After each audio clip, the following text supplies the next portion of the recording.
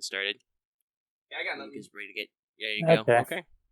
Well, since we are recording, and this does go up on YouTube eventually, I will say real quick, hey, this episode is brought to you by our patrons like Aga Comics, Qua, Jeremy Vasquez, Kylie Den, Nestor Flores, Soda Sano 424, and Video Gamer 75. And if you like what we do and want to see us do more, you consider supporting us at Patreon.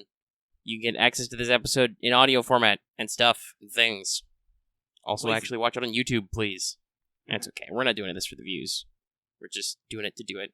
We're pretty close. My backlog's pretty small. I'm actually... Well, regardless of what we did, I was planning on producing the 23.5 as a video tonight, so... Oh, cool.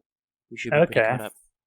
But yes, now I have to remember what is things and stuff, because it's been like 2 weeks, because I was sick and tired. Yeah, I'm just like... I didn't... See, I've been... Like, maybe almost 3 weeks? Or wait, 2. Whatever. No, yes, I am no longer sick and tired. I am within acceptable sleepy boy limits, and now I just could really use a shower and shave, but that would take way too long. Okay. Well, we're here, we're doing it. I'm Omega, you guys are you guys.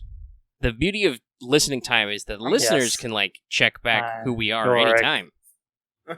Yes. There's a video log of however many hours? Probably like, well, there's 23 logs, and each one is about 2.5, 3 hours, sometimes 4. You can be listening to this for days. I think with Mages of War, we're closer to like anywhere 2 to 2.5 hours. We haven't gotten really long. But yeah, no, there's a lot. Yeah, there's a lot of them. There's 23 and a half of them. 23 and a half, that's like 53 and a half hours, more or less. So that's almost 2 straight days of listening. And might be. I don't know. Because we're averaging here. Alright, well. With all that math out of the way, mechanically, nothing really has changed since the last time we recorded, because I haven't really been doing major stuff. Other than that, like I said just 5 seconds ago, because I saw a video, I was like, do I have a double-barreled pattern? I kind of did, but it wasn't... I wanted it to be more dynamic, so I rewrote multi as double. So now it does different stuff. Yeah, that makes sense. It does. And I'm not really that tired, but for some reason I feel really yawny. Okay. I'm alive, I swear. I'm awake. Sure. I'm gonna drink some more water. I drink too much water. Okay. Alright. Well, so where we last left off, 23, not 13. 23.5 was called 0.5 because I was very tired that day, and we spent about an hour planning, hour and a half maybe, doing planning stuff and things, and then I left it on a cliffhanger. So, hopefully you guys remember any of the really important details of what you planned, because I only just kind of remember the generalities, but usually that's enough for us. Yeah, I think it was something I'll remember some stuff, get you pointed in the right direction, we'll figure out the rest. I think as far as remember, our planning phase was something about hitting the targets, and if anything is important is left behind, then me and Lucky would do cleanup.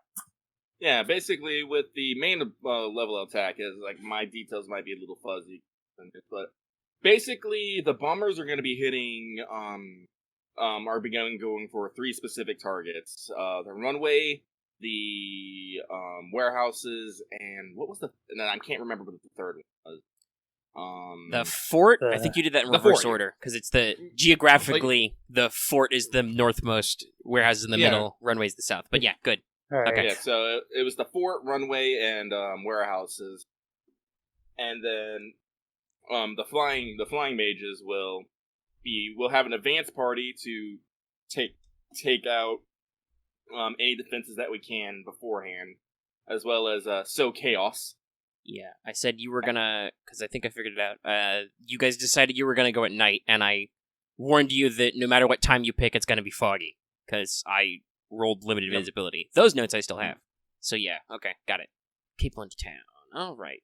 Well, so the cliffhanger last time, though, was you were busy doing your plan and blah, blah, blah, having a meeting, and then it was like, oh, we got an urgent thing on a wire. Got a friendly air unit coming in, and they could use an escort, because, as described many moons ago,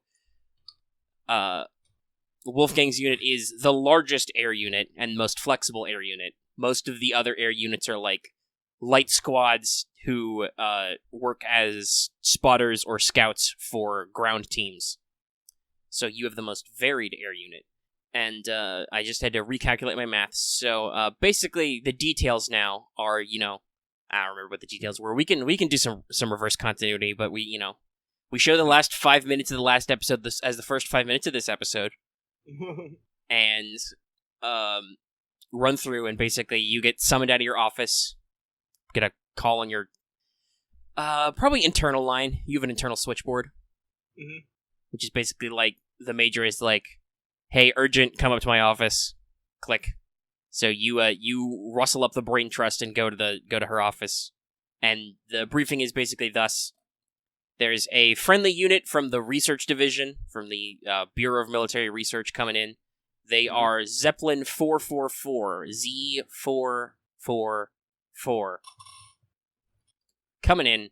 They are from a northbound route overland, and your briefing is basically urgent scramble. They're, going to be crossing through enemy territory to get into friendly airspace, and they are currently being pursued by an enemy unit. Initial reports indicate that they are, because a lot of the territory to the north of you in Africa is Fleur, it's French, so they are Fleur units with heavy flying units, broomsticks. Oh. So they have a little bit more endurance, but not as much speed. Okay. And the major also warns you that you can, obviously, your unit, sudden orders, you get to pick the deployment, but because this is a friendly airship and they have been in battle conditions, they might need repairs to get here speedily, so she's going to strongly urge you to consider taking some repair and recovery unit members with you. Don't have to be a lot, but, somebody who knows how to sling a wrench might be good. Because remember, dirigibles are filled with hydrogen. Okay. And I just calculated it. It will be just under 900 kilometers to target. Though obviously, they're moving to you at max speed. You're moving to them. It's the whole two trains problem. Yeah. 900. Yeah, they aren't even in your territory yet. They're over somewhere in like central Alkebulan. You're gonna leave the desert, by the way. You're gonna be fighting over jungles and rivers and shit. Alright. Well, this might be a good chance to test the fucking, what the heck? I don't even know what to call it. I don't know, the Blitzenwolf, tactic we're developing. The one where we're basically gonna rescue hook a whole bunch of people into a line, and we're gonna basically put our fast front to hold them as fast as we can. That was something we were talking about. Yeah. So, yeah. Alright, smart salutes. Your will be done. And, I'll start, a unit. How many is in a unit? Well, she didn't give you an exact unit number. Yeah. Let's see. So, normally mage units are small. You're probably looking at like a squad, which would be like 4 to 6 guys, I believe. And 4 to 6 guys, and I don't want to...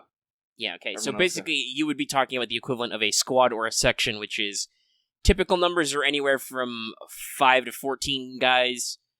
Early reports are probably like, there's, half a dozen to a dozen of them.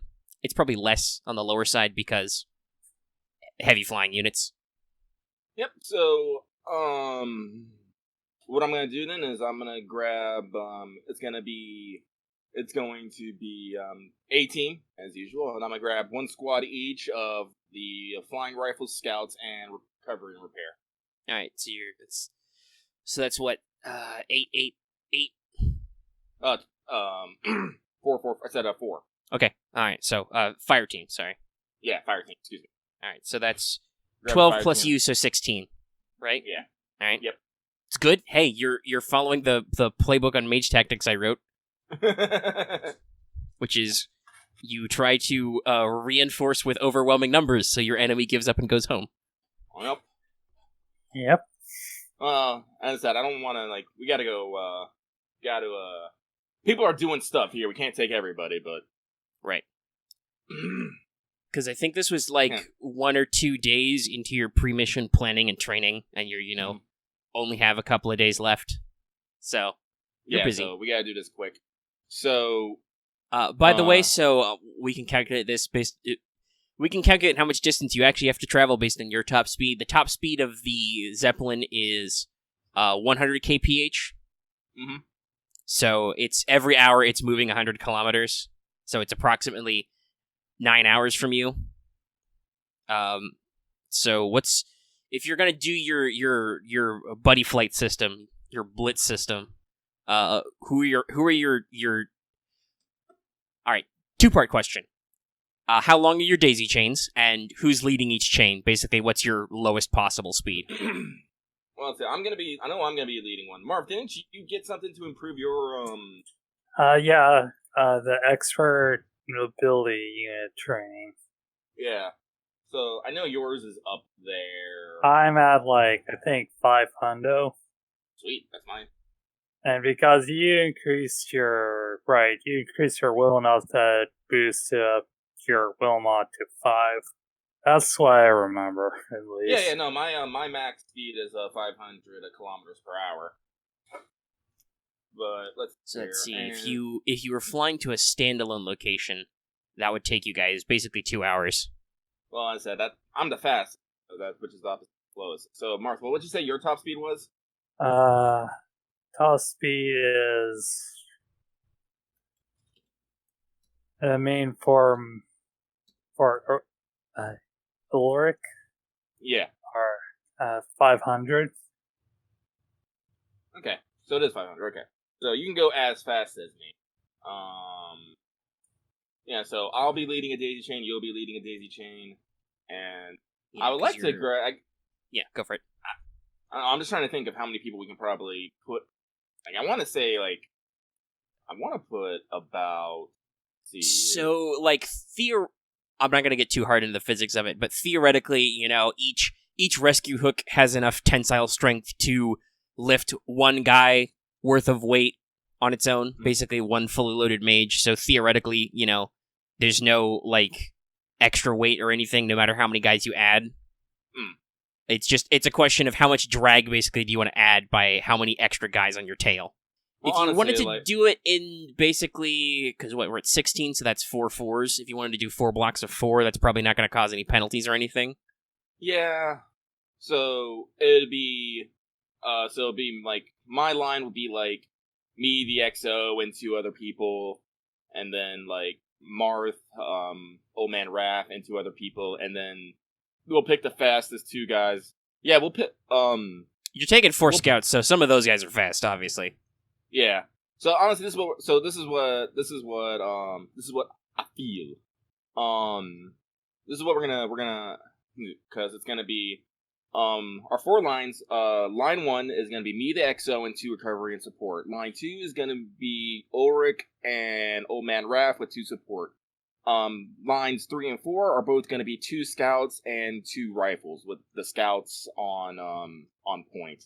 We'll just pick whoever's the fastest between the 2 fastest to lead. All right. Okay. Are you gonna fly in any particular formation? A line, a diamond, a square. Well, oh god, has aerodynamics got to the point nowadays where they understand the concept of drag in the slipstream and all that good stuff?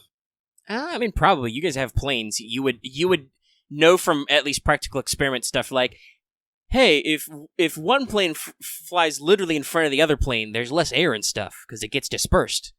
You understand Bernoulli's principles and all that. So okay, yeah. Then no, we're going straight line because less resistance the guys have to deal with on the back. It's easier for them to keep up with the high levels of speed. All right. Also, you hide your numbers like Imperial Stormtroopers. Or is it Tusken Raiders? I don't know. You guys may technically count as Imperial Stormtroopers. Luckily, you're better at shooting. Sometimes. I don't know. There was that one time I rolled like a 98 on the scouts shooting, and it was just like, yeah, they're not firing properly. You don't know what's happening back there. Luckily, nothing bad happened, and nobody had to get disciplined, but it would have been funny. All right. Okay. So, I'm doing I'm gonna get on the intercom system. Be like, all right, and yell at certain such and such and such and such and such and such to get into full battle rattle and meet at the launch site. All right. Takeoff zone, the runway. I don't know what we got. You got a runway? Hang on, let me check. Yeah, you have bombers. You gotta have a runway. Yeah. You're teamed up with heavy bombers. There has to be enough space for those big fuckers to take off. That's true. So, I'm gonna tell them to be there in 20 fucking minutes. Or we're leaving without you. All right. Oh, well, I mean, you've given yourself 20 minutes to do anything else you need to do, so... Well, that 20 minutes is me gonna be getting into my gear. Yep. All right, you suit up. Yep, just gear check. Suit up! Anything particular about the stuff you're taking you want to note now for the record? No, I'm not taking anything particularly different. You're not leaving anything explicitly behind? Nope. As looking... I'll be at the runs. I'll have my gold pocket watch. I'll be watching the time. Everybody is there at least 2 minutes early. Excellent. I'll close my pocket watch with a crisp snap, put it back in, and I'm going to give them the quick rundown. It's like, gentlemen, as you know, in times of war, there are always constant emergencies, and this is one of those times. We must fly north into enemy territory to rescue some of our own and bring them back safely. And so, for this, will be speed is of the essence, and we'll be trying a revolutionary check. There's probably some knowing glances back and forth, some nodding. In order to your team has been part of your revolutionary tactics before, you madman. Today we're going to jump out of planes. Today we're going to ride sitting on bombers' wings. Oh, what's the captain come up with this week? Oh, we're going to daisy chain together and fly at high speed in a straight line. But sir, and so somewhere what's her face the reporter is taking notes. Caroline, that's right. I have her name written down. So it's I'll quickly explain the theory and what it is. It's unfortunately, we were planning on making it to the practice, but time is of the essence, so we are going to have a trial by fire. Or wind by this case. Hopefully anyways, I have... So, alright, if everyone has the basic gist of it, everyone, link up and prepare to sortie. All right. There are no problems in getting your team assembled. It's pretty simple. You unzip your rescue hook, which is around your belt. You clip the wire hook to the guy behind you, etc., etc. Mm-hmm. And then you take off. You probably take off slow so that the line spools out properly. Yep. And then you get to flying. So, who's in front? Probably Ulrich. Okay, hey, Ulrich, roll me navigation. Okay. You are a findy guy, man. I'm a findy guy. What findy guy? Thinking. So technically, while they are in enemy territory, most of your flight will be over your own territory. So yeah, so it's not gonna really count. Yeah, I don't think so. Okay. You're great at navigation anyway. It won't matter. 00. Right. You get lost in the Bermuda Triangle of Africa, never to be heard from again. No, I'm sure it's fine. Okay, let's see here. No, I'm sure I could come up with some spooky ooky shit in the jungle if you get lost. Yeah, okay, so my navigation is 51. And I think I have that one buzz from my own purse. Whatever. Sensory boost. That is... Okay.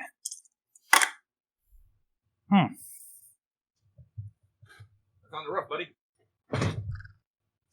And I'm just like, I thought it was rolled something like good, and then it's like, wait a minute, that's not a single digit dice, that's a percentile. Oh, yeah, I do that sometimes.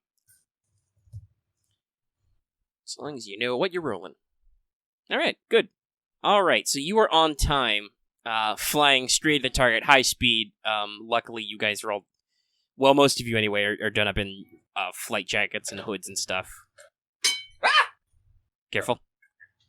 Everybody's got their flying goggles on or their visors down. You probably can't hear shit except for the Yep. of the winds. Like even in your close range of radios, people probably have to shout. Or there might be a volume knob. I don't know if volume knobs are invented yet.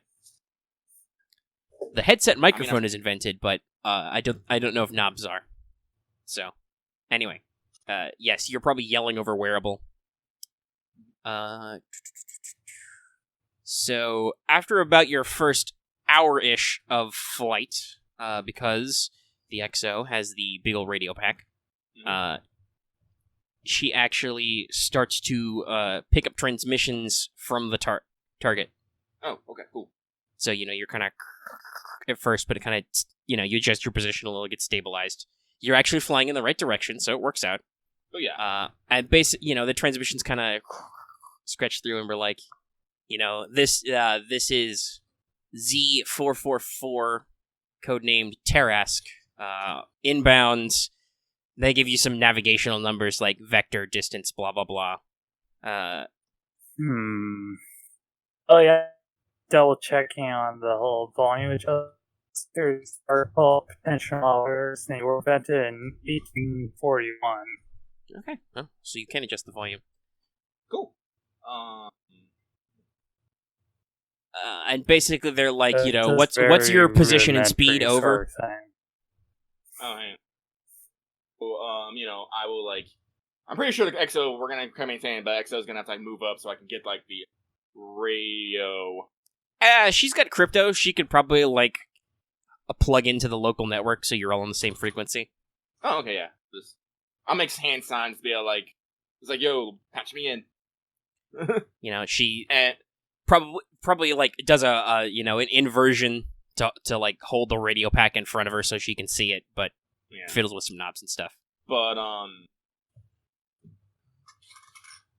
it's Z444. This is Captain Wolfgang von Schmidt of the 1st Divisional Himmelswaffe. We are inbound on your location, bearing, blah, blah, blah, blah. Maintain your present course, and the might of the Stahl Empire will come to your aid. Yeah, all right. So they're like, all right, coordinates confirmed. On your approach, keep an eye out. We have spotted a minimum 6 heavy flight units. They seem to have fallen back for now, but we're running out of. Basically, they're more professional than this, but the radio guy basically tells you, yeah, we're running a little low on bullets, so they're probably going to come back in, and we're going to run out of ammo before long. So it'd be great if you got here. Over and outs, and Yeah, and in the process, he basically reports that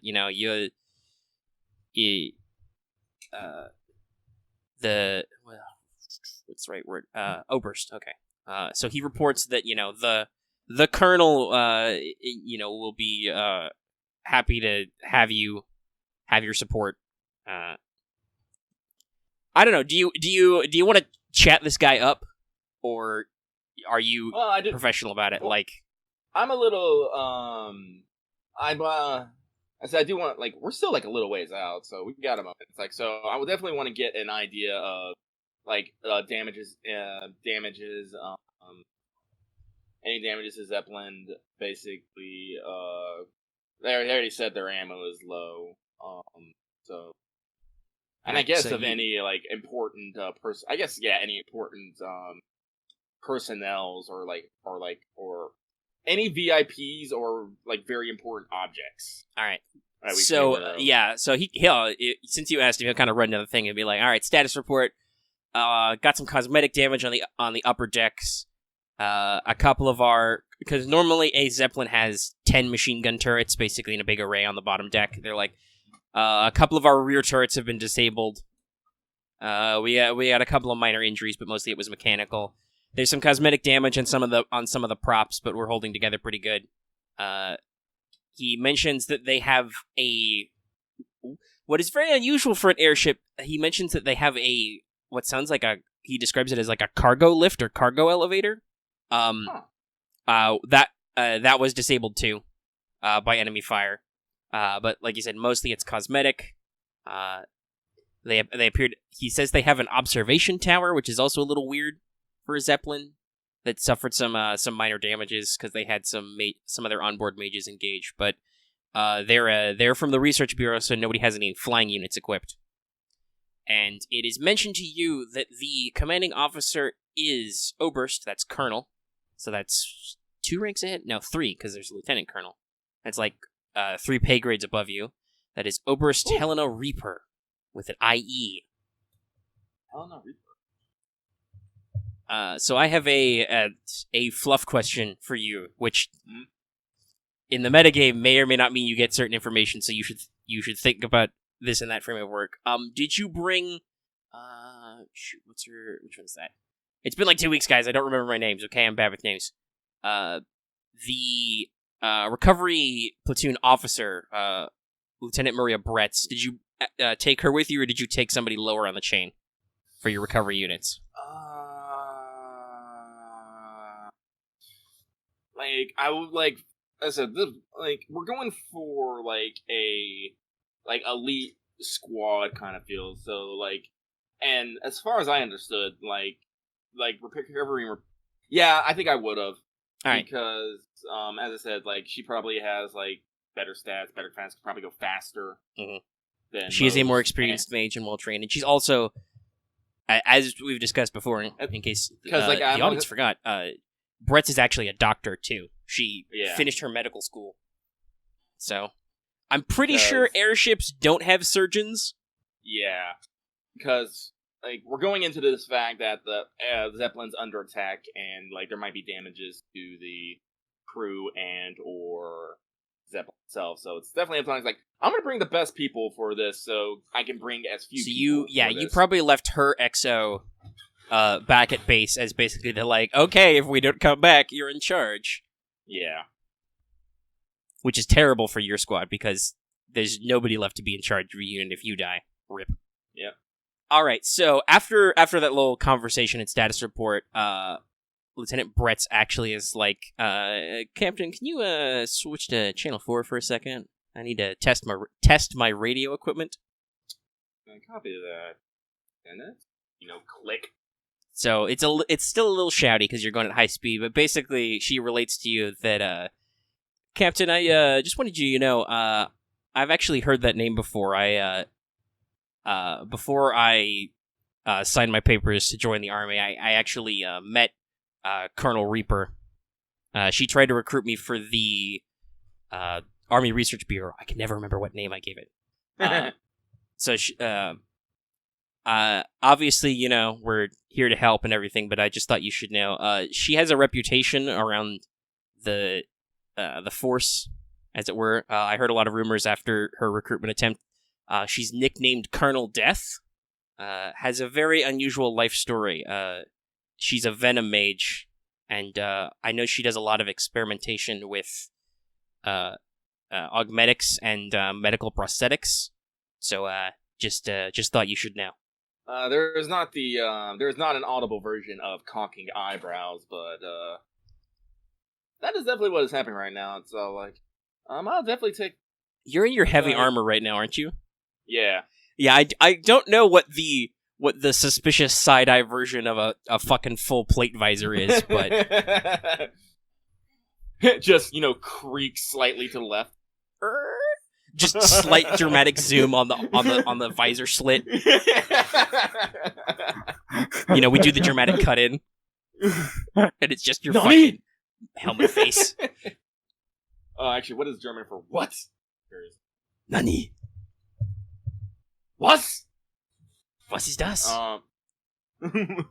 But actually, Is there a skill check to know like famous persons or rumors? Yeah, to jog your memory, I would say that's to just pure memory. That's probably just a int check or like a raw stat check. Because there are actually like spells and traits and stuff which bonus that. If you wanted to try and, because you got her rank and department, if you want to try and remember if you know militarily what she does, that would be a tactics check. I'm gonna go with tactics.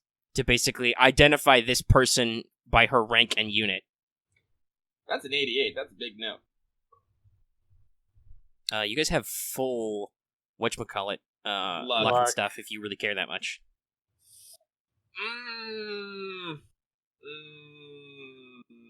Yeah, I'll roll up. Meanwhile, by the way, to totally date this recording, the reason why we're recording today, other than just I thought about it, is that actually we've got some scrubs in gaming who are setting up some Pathfinder right now, and General is full of D&D and Pathfinder muse. When the barbarian has an int score over 10, knowing is half the battle, and the other half is violence. I gotta save that one. That's definitely a good one to save. Oh, tactics is Herp derp. Yeah, 43, so 43 degrees of success. Wait, that's supposed to be 3. All right. Wow, you rolled pretty good. Yeah. Well, that was the luck reroll. The other one was 88. Yeah. But that second time, you get a good use of luck. All right, so you think about yourself, you're like, Colonel Death, you say? Army Research Bureau, you say? Oh, to shreds, you say? No. As a poison mage in the Army Research Bureau, you are probably sure that she's involved in some research into chemical weapons, which is not great. No. But, so hey, actually, you would know immediately that this character, she's a detailed NPC. She has quirks. One of them is bad reputation. Hey, you know about her reputation. Yep. So Colonel Death, Helena Reaper, comes from a long line of poison mages. It's rare for their bloodlines to be decorated, but her family were known as divinators and exorcists, kind of the more legit things you see out of poison mages. Like, they're real experienced with ghosts and stuff, so they would, like, chase off bad spirits and try and contact ghosts and things. And definitely didn't do any casual necromancy on the side. Well, at least her family didn't. That's the thing. So I'm not 100% sure about the timing, but I think it's okay. Whatever, it's a fictional universe. When she was young, Reaper was had a physical injury or a physical problem. She was restricted to a wheelchair. There was some kind of like childhood injury or congenital damage to her legs that magic couldn't solve because she was probably it was congenital then because she was born that way. But her parents died in a motor car accident. Not super infrequent in this day and age, because what the fuck are safety features? And then almost immediately after that, at least according to the stories, the rumors, is that the young Helena surgically removed her own legs and replaced them with custom-designed prosthetics. And went to school that way, and that's what her job in the military is. She is one of the foremost designers of military-grade prosthetics there is, both for, like, cosmetic damage, like, if anybody's seen Boardwalk Empire, there's that one guy who got, like, part of his face shot off, got a tin mask, that kind of thing is common. But also, because this is a Mages of War, if you're a mage anyway, they can rig you up with almost Full Metal Alchemist style, full-body prosthetics that are fueled by your own internal mana reserves. Actually, as an NPC, she has a special ability, custom-fit prosthetics. Any prosthetic she customizes or builds is inherently better. It has extra... it doubles its armor value, it gives you +2 damage on unarmed attacks, and whenever you use that limb, you treat your relevant strength mod or agility mod as 1 higher. Wow. So they're really good. So that's how she got started in the military, but more recently, ever since, we started building up to the Great War, there's been a lot of unsavory rumors that she's involved in all the sorts of things, everybody suspects poison mages of being involved in. Like, there's rumors that she's, doing chemical weapons, doing necromancy, consorting with demons, that kind of stuff. So there's a lot of rumors. You're not sure which are true, because what you do know is that her work is super classified. Like, nobody fucking talks about what her section of her department of her bureau does. Like, that's the kind of stuff where, guys who talk about that over a casual beer down at the pub, face the firing squad kind of thing. Oh. So, whatever your 19 teens version of Black Budget is, Colonel Reaper is that, which is probably why there are so many rumors about what she does. Crazy. So yeah, because you and the Major sent reports about demon stuff, so you got a demon stuff guy. Alrighty. So that takes you like all of probably 5 minutes to tap your brain juice and be like, what do I remember about that? Oh, bad reputations are bad reputations, but I'm not gonna follow through unless I actually get some more concrete evidence. It's like I get on ship, it's like, hey, you got cadavers. Why? But anyway. I really want to whistle innocently, but I know it's bad for the microphone. Just imagine me whistling innocently. So, but I'll definitely tuck that note in the back of my brain as we fly on. Oh, actually, you know what? I should... Not for time of day, because I think it was the middle of the day, but I should actually double-check what the weather is like, because you've left a place. Yeah. So, it'll probably be about a half hour, which, I don't know, you're efficient, right, Lucky? Yes. Okay, so yes. You don't have to worry about losing a charge. Everybody else in the team spends one charge, because you went for at least an hour, but it's about half an hour to 20 minutes, because I'm not doing the whole math thing. And you're in the rough position, and you can probably see the Z444, because, once again, in case you don't know how huge these things are, this is almost 200 meters long. Wow!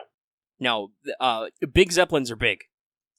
And this is a pretty big boy Zeppelin. Let's see, so where's my weather chart? There we go, okay. That's 2d10s, not percentile dice. Me? That doesn't help you.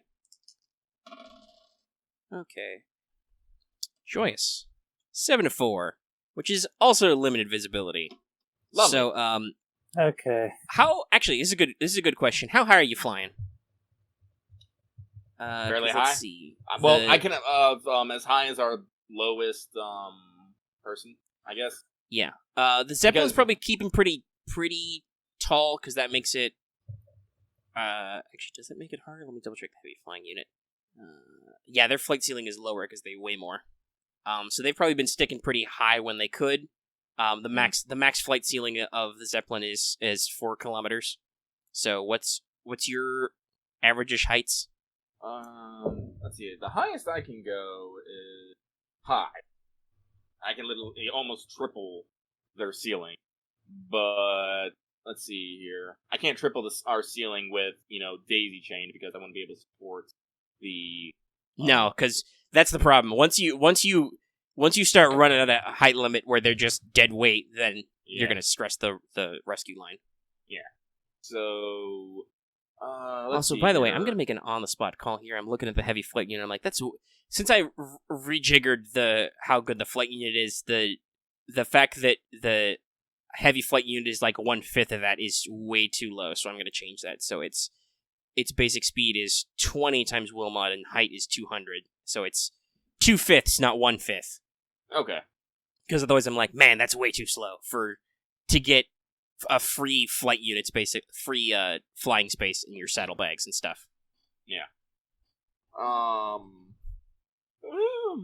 I'm pretty sure. I feel like I can feel very confident that everyone can maintain like between 3 and 4 kilometer height. Yeah, because your flight ceiling is 500 meters times Wilmot normally. Yeah. So everybody can definitely do 2K easy. Okay, yeah. Let's And you can probably, I don't know, you guys got a lot of footloose and fancy free people with you. Your leaders can probably push up to 3, but that might come into some dead weight problems. Yeah, let's just maintain 2. All right. So you probably have to coordinate with the Z44 to be like, okay, we're gonna come alongside you. We need you to, drop your height to about, 200 kilometers so we can hook up. And like, okay, gotcha. So let's see. That only took you like an hour and a half. It was probably in the middle of the day, so it's like middle afternoon. Mm-hmm. You're heading inland and north, so technically you're heading away from the summer climate, basically. Mm-hmm. So it's not oppressively hot. It's very cloudy, very foggy, actually. It is humid as all get out. Everybody is probably like swimming in their flight gear, even at 2K up, because it's just it's cool, but it's very humid because it's just banks and banks of fog mist. You're over a rainforest right now, basically, because you guys have kind of watched as the terrain changed below you from like, middle of nowhere desert to savanna lands to shit, that's a jungle. Surprise! You're like, right, those happen in Alkebulan. That's a thing. I forgot what a tree looked like. And so basically descending out of the low-hanging cloud bank is just this big fucking airship. Like I said, it's like almost 200 meters long. It's, huge. It looks like the outer shell is, because they're rigid airships, so they're already pretty sturdy, but it looks like the outer shell has been reinforced. It's got a couple of these big turning props that are, in heavily armored casing. Because you guys are kind of like below it, and in front of it, you can see the from this distance, you can vaguely see the low slung, machine gun mounts in the bottom deck. And this thing does seem to have a very extended, low hanging shoot, I remember what they used to call it. But basically, the part that hangs below the airship itself, usually where your bridge and stuff is.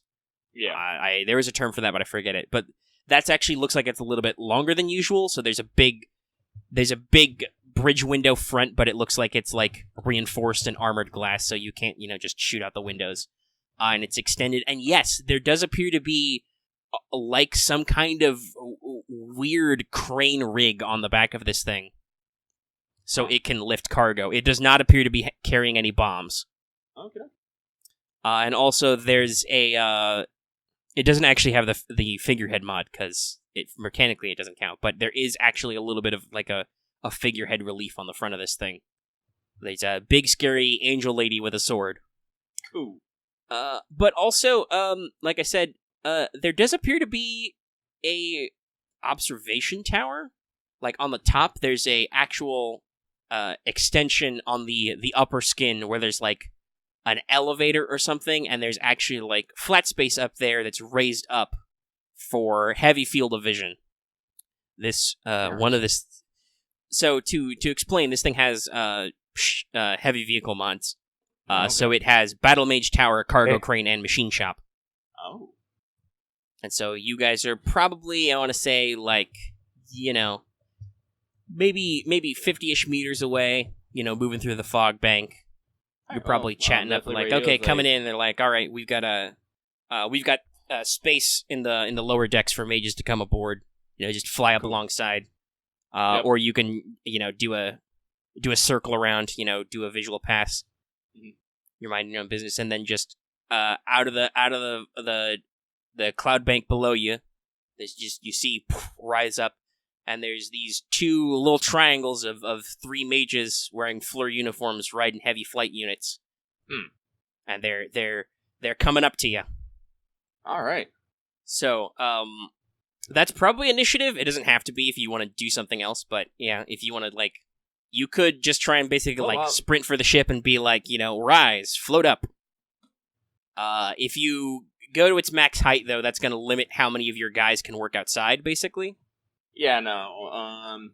We're here to do a thing, and that thing is to wreck some floor. So I will give the order for everyone to disengage their rescue hook and prepare for combat. All right. Do you give a cool order like, starburst, scatter, something like that. I'll just say, I don't know, run free my wolves. Okay.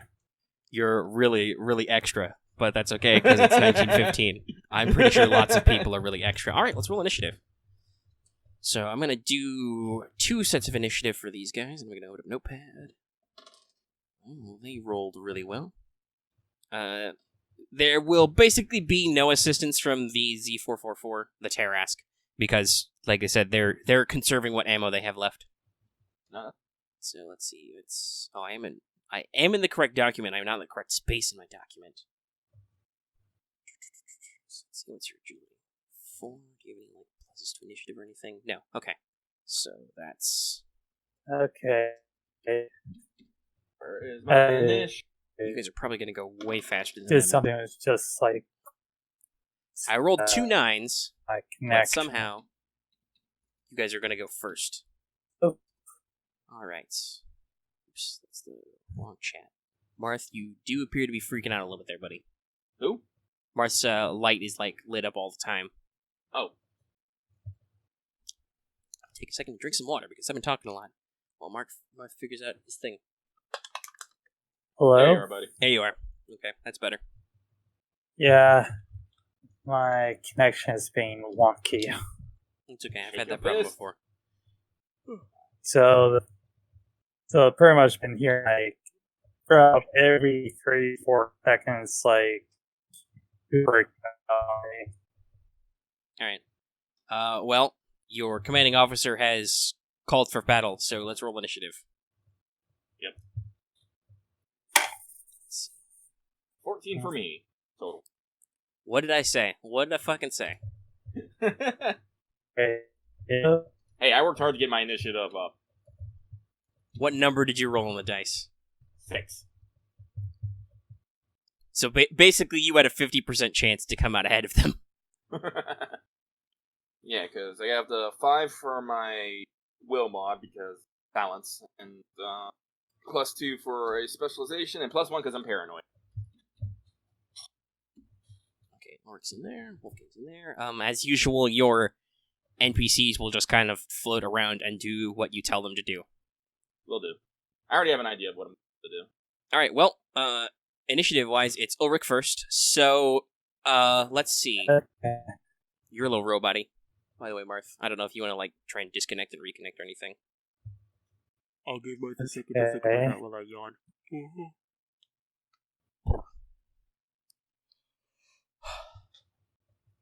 How long have you Okay, gone? so, All right, that sounds a lot what's cleaner. the Yeah, okay, so to describe that, because for these enemies? Alright, to describe the situation, because I didn't want to do that while you were still breaking up for me. I need to talk it out because it's heavily breaking up on me now. Oh, that's not good. Yeah.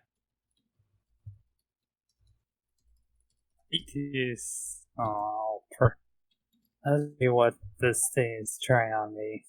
I could type out my description of the field, but I don't know. I'd prefer to talk it for the audience's sake.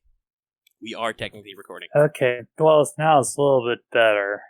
Alright, maybe it was just... Now it's green and then it turned yellow. Okay, well, at least you're clearer to me now. Well, yeah, hold on, actually. While I'm thinking about it, let me double-check the server settings. Where are we based right now? We're based in the west. Let me redial. Let me reset it to central. Is that any clearer? Okay. You got a better connection now? Yes. Okay, I switched servers. Maybe we're just overloaded. Hopefully nobody in Light Gaming got disturbed. Rip them. That might be a reason why we're having a little bit. Because other people like it. Possible. It's possible. We are supposed to be HD connection now, though. All right. There's 4. So what I was going to say. So you guys are about 50-ish meters in front of the Tarask, which is about 200 meters long. These guys are probably about half that distance, so they're somewhere about, 100-ish meters from you, and down a little bit. But remember, there's no fucking trigonometry or anything, so distance is distance, basically. Okay, so it's just pretty much 50 meters that way. Yeah, they're more about 100-ish, because, like I said, they're about halfway down the thing. Or maybe, let's see, 50... Yeah, that's 50 and 50. So yeah, that's right, Okay, 100-ish. so 100 But remember, meters. because this is low visibility, there are actually Okay. a lot of cloud and fog banks that, if you guys wanted cover, or say, you could actually like position yourselves.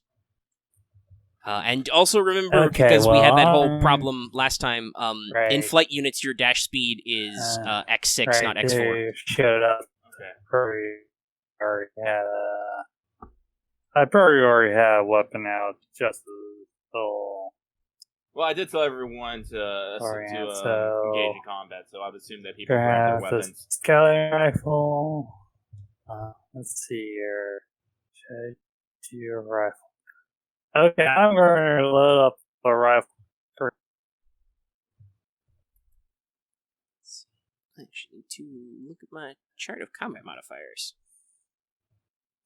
Okay, so guess I'll just say like 2 or something. Am I coming through clearly? Yeah, I can hear you.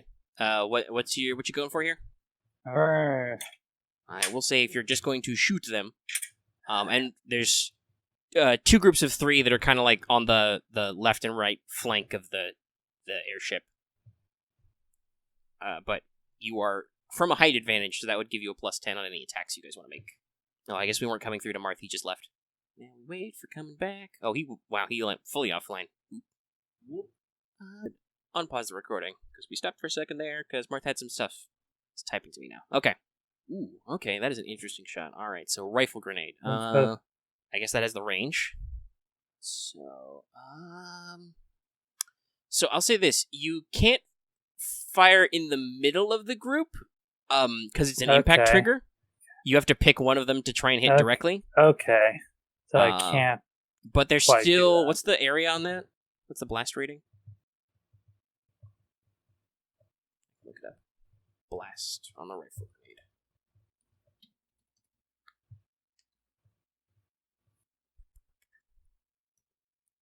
Blast 4 meters. That's probably enough that you can try. If you hit on one of them, you can probably catch both of them on the radius if they don't dodge. You know. Okay. Well, I'll just try to hit at least one of them. Hopefully, the blast does something. All right. Well, roll to rifle grenade. Okay. Let's see do you what want to happens. aim first? Because you've got 2 actions. Right, because one thing is a free thing because of Grenadier. I'm going to just double check myself. Okay, so throwing rifle grenade single action, ready to fire. Okay, so I'm ready to. Okay, so I'm first going to aim, and then I'll ready and fire. All right, so that's a total of +20 right now because they're not in cover and you're firing from height and you aimed. Okay, so right, and scouting rifle is 50 through 800. Rifle grenade is 50 through 200, but yes, they're in the middle range because they're at about 100-ish. Okay. Maths. I should prepare to see if one of these guys dodges. Okay, let's pull this stuff off. Scouting rifle.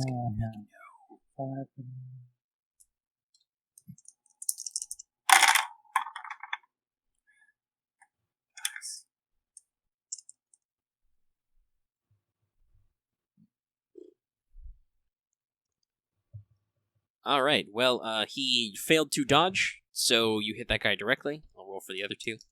Okay, he's gonna be right back. I'll roll to see if those other 2 guys dodges. Roll damage. That's an 83. No. So that guy takes half damage. That's a 14. Okay, that's well under. So, Ulrich, being the master of disaster that he is, slaps his rifle grenade stick in the gun, swaps to the blank. He draws a bead on shoot. He didn't say whether it was the left or the right group. Some group of them, and fires. slams into one guy. He's probably dead. Catches one of the other guys. One of them dodges into a cloud and is fine. Alrighty, so...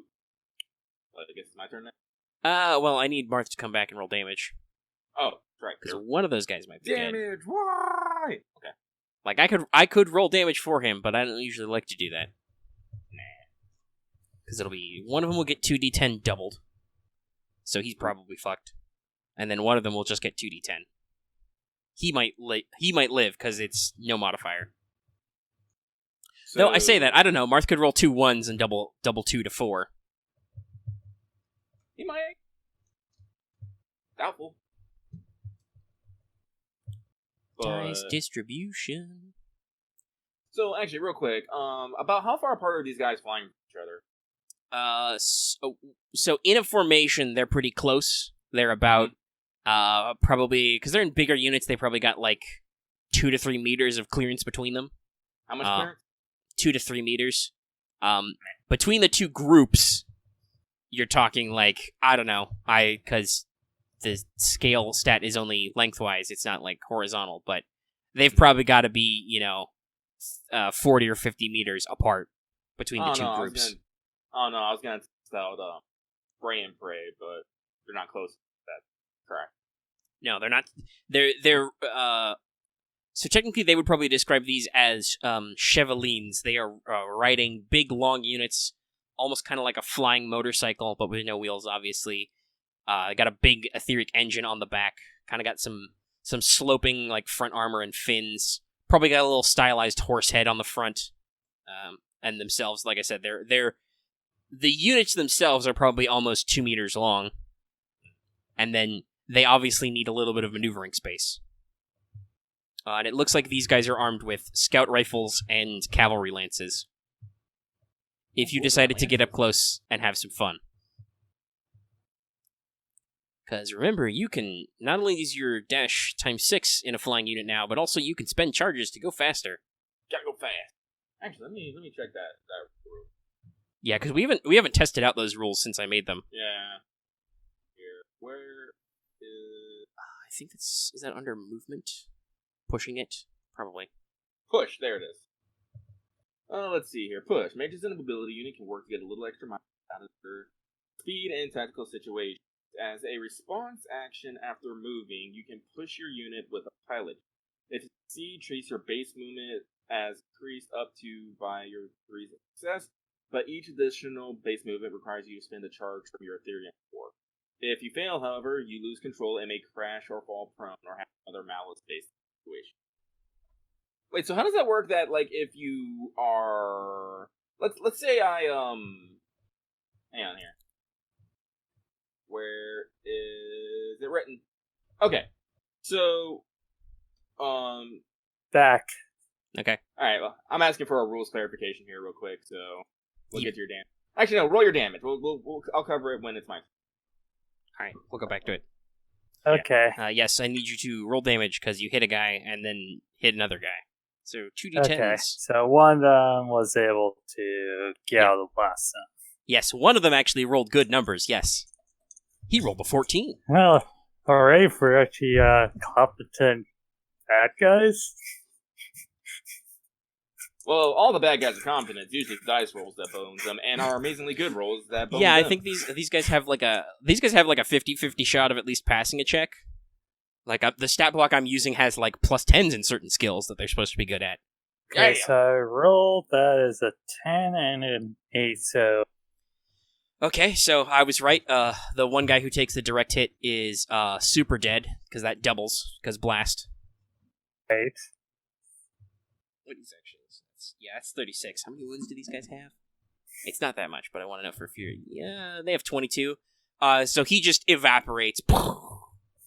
And the second guy needs to roll a toughness test. That's a 91. No. He gets filled. The second guy gets filled full of shrapnel from the first guy and plummets into the clouds below. Oh dear. If you listen very carefully, like you may hear a very tiny explosion in a couple of minutes. And these are mages? Yeah. They're on flying units, because what you were going to describe them. They're on heavy flying units. They're, like I said, they're kind of like Right, flying because- motorcycles. Right, mages are the ones that pilot the flight Yes. units. Yeah, these are not planes. They're So mages. now I get ace. Yeah. Good job. All Good- right. yeah. So that was both your actions. So, did you want your companion to do anything? He'll just stay with me. All right, Lucky. Now it's actually Wolfgang's initiative. So what did you Now want it's to actually clarify? So, with Redline is like, so it basically says that after you make your movement, you can you can make the push check. But like, what about like for things like? So I'm assuming you can like combine it with things like charge and what was it here? Charge and Dash. dash. Yeah. So with those things with the multiplier, is the multiplier added after you increase your base movement, or you get to dash and then move so many meters? With the push? No, because it says treat your base movement, so that would include the multipliers. Yeah, it's just because the way you wrote it is as a response action after moving. Yeah, but the math works out. I might rephrase it because there's also, like I said, Yeah. I was looking at the increased by up to is like, I could probably rephrase that. But yeah, so it's mechanically after making a movement action, you spend a response action. So actually, should that be after declaring a movement action? Probably something like that. That probably works better. All right. So, do you want to? Oh yeah, Sprint up. I want to try it because well, yeah, I want to try it. So let's see here. Want to get up in the face. Well, first off, I am going to command troops. I'm gonna tell Lieutenant Maria to take her guys and go assist the Zeppelin. Get on board, see what needs to be done. All right. So they'll break off. Yep. And lines 3 and 4, the scouts and are to. Oh well. I'm gonna tell the scouts to set up a perimeter on the Zeppelin itself, and the flying wolves are to. Well, shoot, Marth just almost took out one group by himself, didn't he? Yeah. One guy's floating to his death. But he is using explosives, so you're probably not going to be able to get them all together, assuming they get a go, and you don't destroy 4 guys after this. You're probably going to have to get them all clustered together again. So Yeah. that trick only worked once. But yeah, I will tell the flying wolves just to engage the enemy and do shooty thing. All right. For me, I haven't used my sword recently, so I am sword and board, and by board I mean tower shield, which now gives me a penalty to piloting. So, oh yes, and I engage my hecking powered arm. I have to remember. Yeah, probably a good idea. You become Iron Man. So, power armor is engaged, shield is out, and so is my sword. And I'm going to. Let's see, times 3. And they say they're 50, right? No, they're about 100. Oh, they're about 100. Never. Actually, let me see here. How can I? So let's see. Is charge under attack or movement? I could probably stand to reorganize. Okay, so charge. So base Yeah, I movement. can't charge, What's your it's base on- movement right now? Base movement is 5. I'm Okay. not. There's no way I can. do this So one. that's 15. I don't know. How good could you roll on a pilot check? I can do okay. Oh wait, no, it's 7 right now because we have lightning skirmish. So Yep. that's 7 times 3. So that's 20 already. Well, 21 to be exact, but you know what I mean. Yeah, let's see. I'm gonna try and get fancy. So let me see here. Where? Like, the easiest would be to dash, because that would be times 6. So that would be 7 times 6 is... That puts you basically halfway there already without needing to roll push. Yeah, I'm just gonna... Yeah, I am just going to... I'll give my orders. I'll tell the XO to grab on and hold on. And I will dash. Hey. Alright, so So you're that going to would spend a be- response action to do the thing, to push. That's right. So I'm Which is spending my good, because if action you're to- dashing, you can't actively defend anyway. So I'm going to push. This is going to be piloting check. You get a... Normally I have a plus 25 to piloting this thing, but it's down to plus 15 due to me carrying a giant wind sail. Which presumably is in front of you, yes. Yes.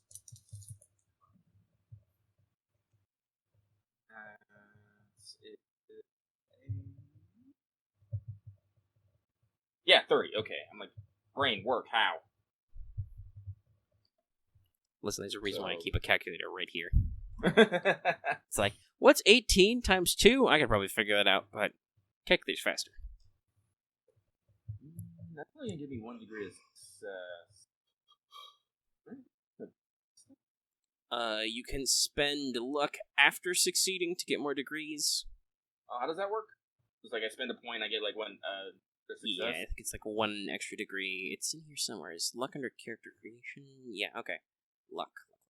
You can spend to increase DOS by 1. So yeah. Yeah, I'll do that. I'll spend 1 point of luck to increase it from 1 degree of success to 2, because I want to get a little bit more bang for my buck there. So you spend 2 charges. Mhm. And that means your base movement counts as 9. So 9 times 6 is 54. Literally halfway there. As you blitz towards them at high speed. Shield first.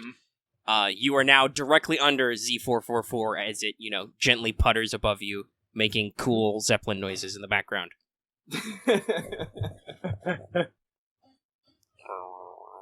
Plane noises. But Zeppelin-y. There's probably somebody in a window or a machine gun mount who might, wave at you or point or something, but you're too busy Being fast. probably doing math because you can't see directly in front of you, so you're just, watching your altimeter and being like, I think he's in front of me. Note to self, put a reinforced glass visor on this fucking shield. Well, armored glass is a thing. Alright, so, let's see, let's roll, since you ordered those guys to do a thing, let's roll a skill test. 80, okay. The flying rifles don't hit anybody at this point in time, but they shoot, good, yes, bang bang. They're probably worried about firing Bang, bang. at you as you sail into melee with the enemy, so their aim's a little off, but they don't hit anybody right now. Alright. Oh, actually, because if you said anyway, Marth, I didn't hear you. Did you want to hit lefty or righty? I think it was hitting the righty one. Okay, so Wolfgang is currently careening at top speed towards lefty. I love the word careening. Alright, so there's one guy left and righty. He's gonna pop up out of the clouds. He's a little cross with you, Ulrich, for shooting his buddies. Of course.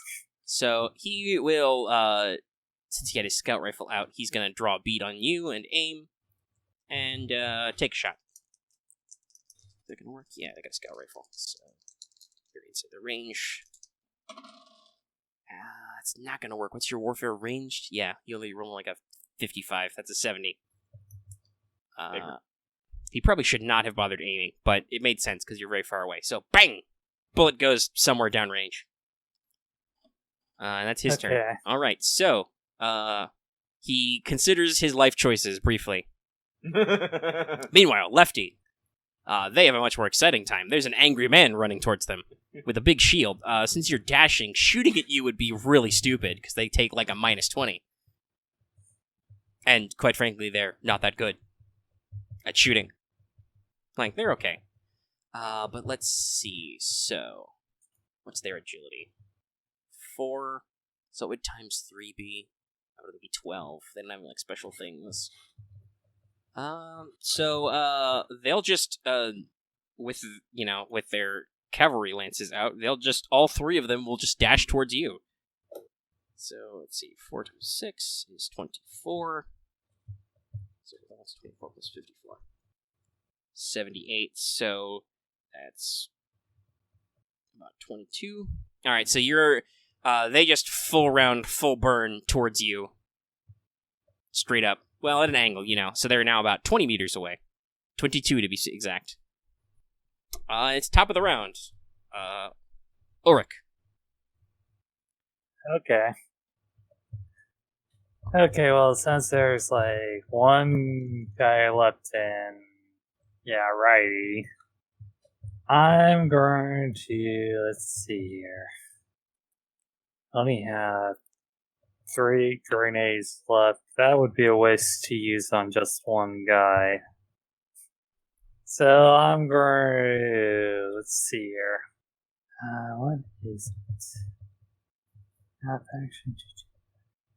I'm going to go and rush to chat my scouting rifle with explosive rounds. Right.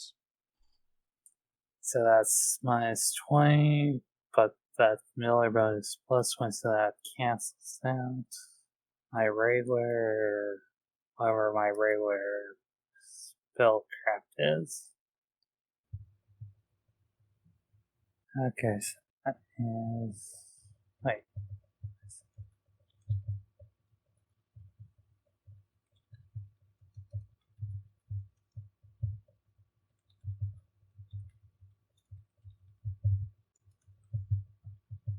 Doesn't count this one. So it's going to be 57 regularly.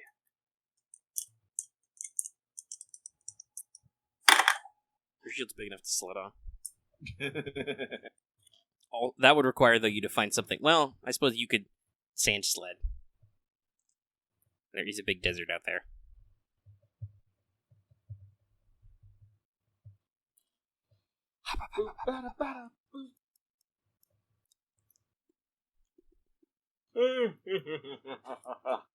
Oh no, the yawning is spreading.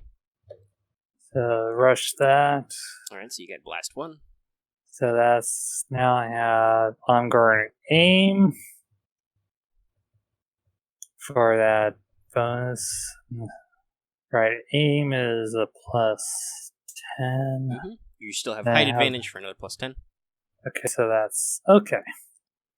75.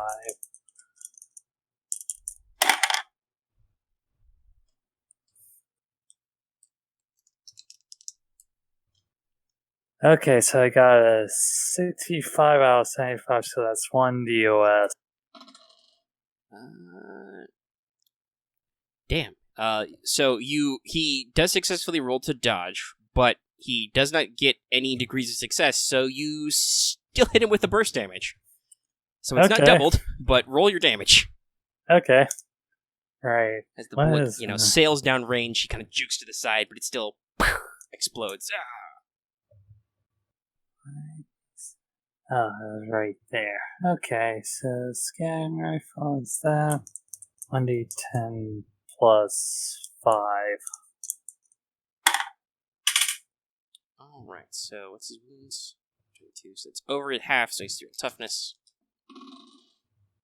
That's a 93. This guy also gets filled full of fire and shrapnel and passes out, and his flying unit descends into the clouds. If you listen carefully, there will now be 2 tiny explosions in a couple of minutes. I don't like that. Nope. Hey, who knows? They probably have chutes. Maybe they'll wake up. Maybe they'll live. They'll crash in the jungle. The earth will catch them. They're fine. They'll be fine. Listen, if you want to be concerned about stuff, you should really be concerned with the fact that Ulrich hit a singular guy with a rifle grenade. And that guy is very dead. I am concerned about that, but thankfully Ulrich's on my side. Thank God. Yeah. This is war. Alright. They're trying to shoot us. It's true. They tried, that guy tried very hard to shoot you and was very bad at it. And I would doubt that they would try to use explosive rounds on us if they had that. They do, actually. It's just I don't usually... I don't know. They get spellcraft plus 10. I could try and rush next time, but no. So anyway, it's Wolfgang. These guys are about 20 meters from you. Oh my god. So now you're... You're still at 7, right? So what's... Yeah. 7 times 3 is... I mean, that'll put you in melee range if you charge. Oh, I'm totally gonna charge then. But unfortunately, I am a fucking bleeding heart. So I'm going to command the 2 of my fastest fucking guys to dive down and save them. Yeah. All right. You don't need to roll anything for that. They'll be orders. It's just that, that's a lot of pressure to put on those guys. Ooh, no, that's not good enough. That's 70. They're gonna try. Well, those 2 guys are gonna feel very bad. Oh, But they're gonna try. The attempt was made. 2 guys are like, Jawohl, mein Herr, and they just dive into the clouds. Into this, the 0 fucking visibility down there. Yeah, that's probably... Well, we couldn't find them! There was a lot of fucking fog! Oh, found them! Alright. So, well... Alright, so, my conscience is a little bit clearer now. So, I'm gonna cut some fuckers off with their bikes. Go for it. So, there's gonna be a charge. Da. That's times 3, so that's 21 meters. Mm-hmm. So that puts you within 1 meters of one of them. He gonna get cut! Alright. I assume you're just gonna get the front guy, the frontmost guy? Yep. It's gonna be like, surprise, it's a sword! Let me check my companion now here quick. I'm probably just gonna do the one that's like, I do melee better. Yeah. We will double team. Actually, no. I'm about to say, remember, you have to... It's not instinctive that she comes... Did you buy that upgrade where she comes with you on a charge? Yeah, no, I didn't. So that's why I was like, wait a minute, no. Cover me. Alright. So that's what I do. So she basically is now lays out covering fire. She may make a reaction shot against any enemy who moves or declares attack against in their line of sight. Alright, so basically, you keep fastballing forward and just shield comes up, sword comes out. Mm. And you're just gonna flying cut this guy. Yep. While, your exo stops on a dime, pivots, straight up, rifle comes up, and is just ready to shoot anybody who decides to try and stab you. Because they have lances out, so they're gonna stab you. I'm gonna try. So I was still in. Oh wait, no. Back. Just gotta scroll up because I gotta double check what charge because it gives me a. I know I can't actively defend if I remember. No, you can. It's just it's a full action, so you can't aim or anything. Oh, okay. I see. This is why I need to check the rules. God. It's plus 20, I want to say. Yeah. And plus some Why damage. can't I see the scroll thing? I need a night mode in Google Docs. I don't see into these whites. So honestly, it really needs to be talking... like at some point I need to get a professional PDF maker and what give it action are you talking about? Charge. Oh, I'm in the area now. So. I need to format it properly as probably a plus double 20. Plus 20. And 20. deal plus 2 and plus 2 damage. Okay, cool. Yep. Yeah, I need to at some point get a PDF maker and actually format it as a 2-column PDF with probably a parchment-y type background. Gonna roll. And then if we ever get to be popular enough that people would actually pay it, we could probably kickstart an actual physical print run and get some art commissioned. That'd be super cool. Let's see. So I rolled a 25. Hold for melee, 41 plus 60. That's 61. So that's 25 / 61. Calculator.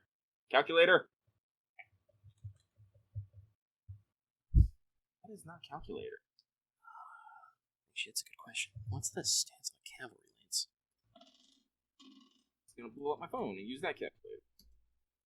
It is unwieldy. You probably really should not try and parry. 36, so 3 degrees of success. All right, 3 degrees. Frick. What should he do? What you got? What you got, buddy? What kind of tricks you got? Show me your move. Now he's gonna have to try and dodge. Parrying is a really bad idea, because lances are unwieldy. How many degrees of success did you get? 3.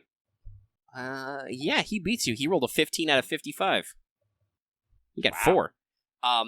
These guys are actually pretty good. The leader, as you go for the classic draw and cut and just completely slice this guy in twain. The lead flyer just leans back and just you get some of his or her hair, and they just. Well, that is it. Well.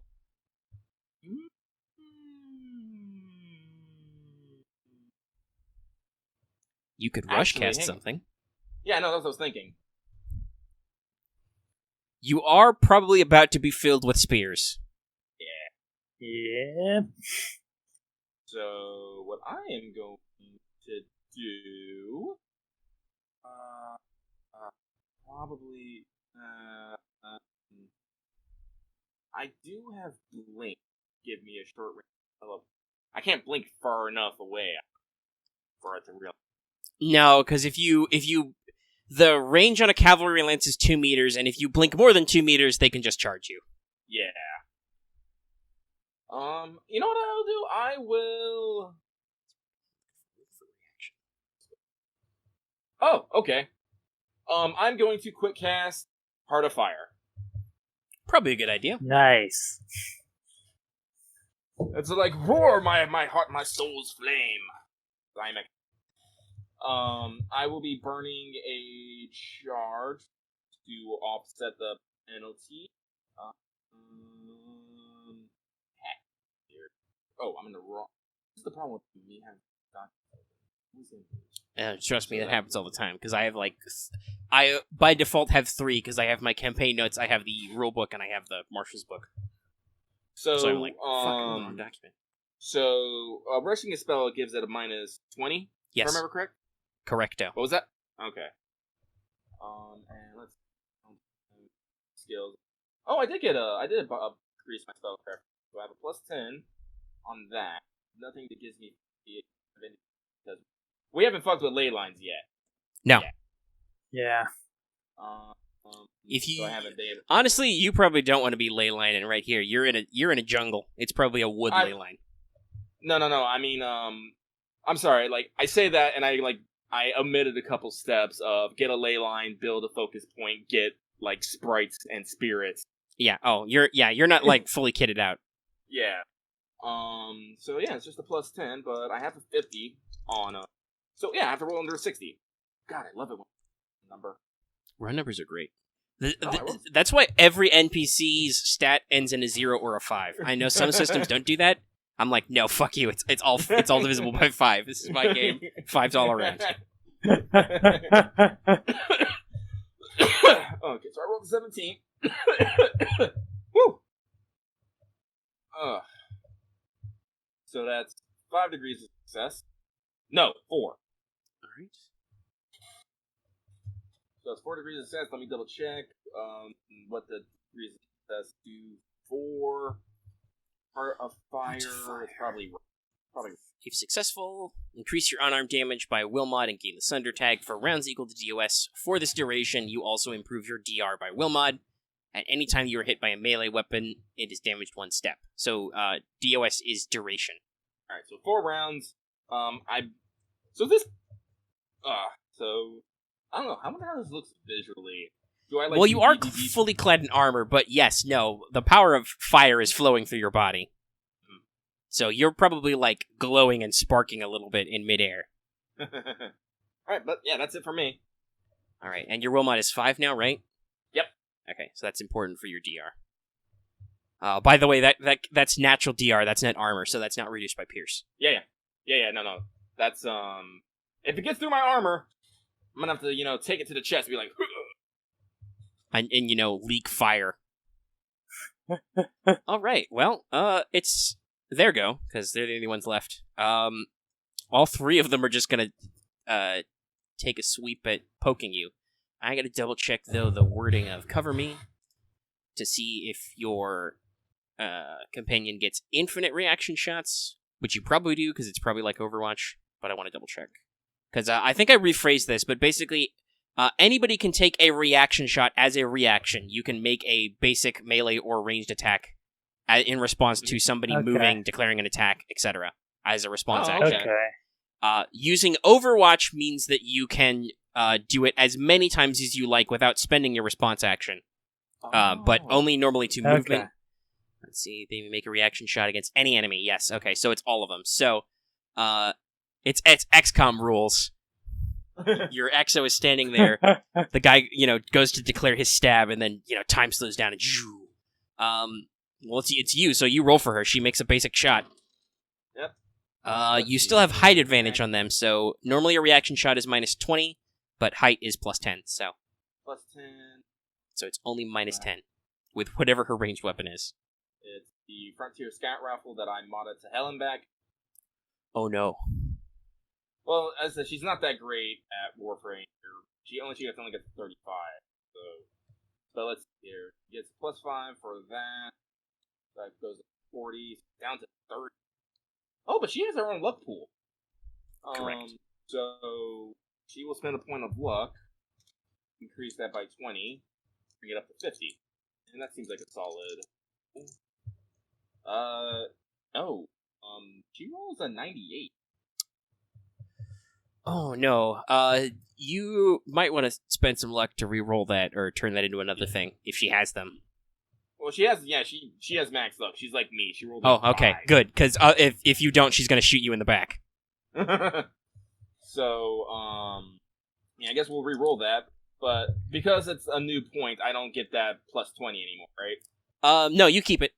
Oh, okay. That's a modifier for the test. So basically, the re-roll is do the test over again, completely random.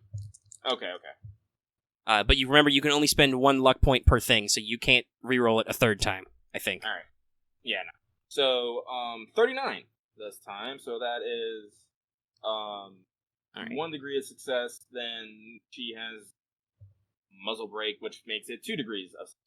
Okay, well, this is the first guy, so he already spent his reaction for this round dodging your stab, so he can't do anything anyway. So, roll damage. What was the hit number on that? Did you write that down for me?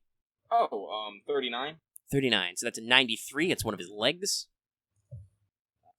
1d10 plus 8. Body armor. AP, 8. Excuse me. Oh, well, good for you, Sonny Jim. You got body armor. That's a good old 2 in your legs. That's right. I forgot how much of a pain in the ass your gun was. All right, roll them. What was that? I said roll that damage. Oh. Bang. Let's see. 1d10 plus 8. 12 total. 12 total.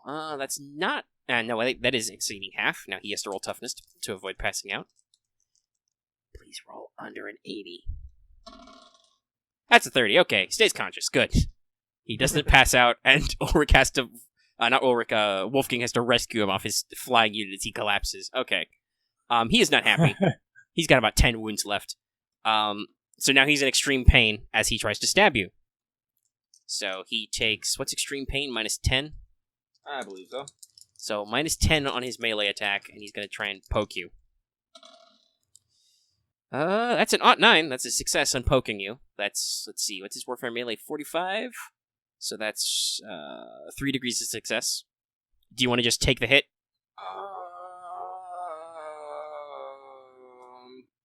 I'm going to take the hit, but I'm going to use my reaction to cut him.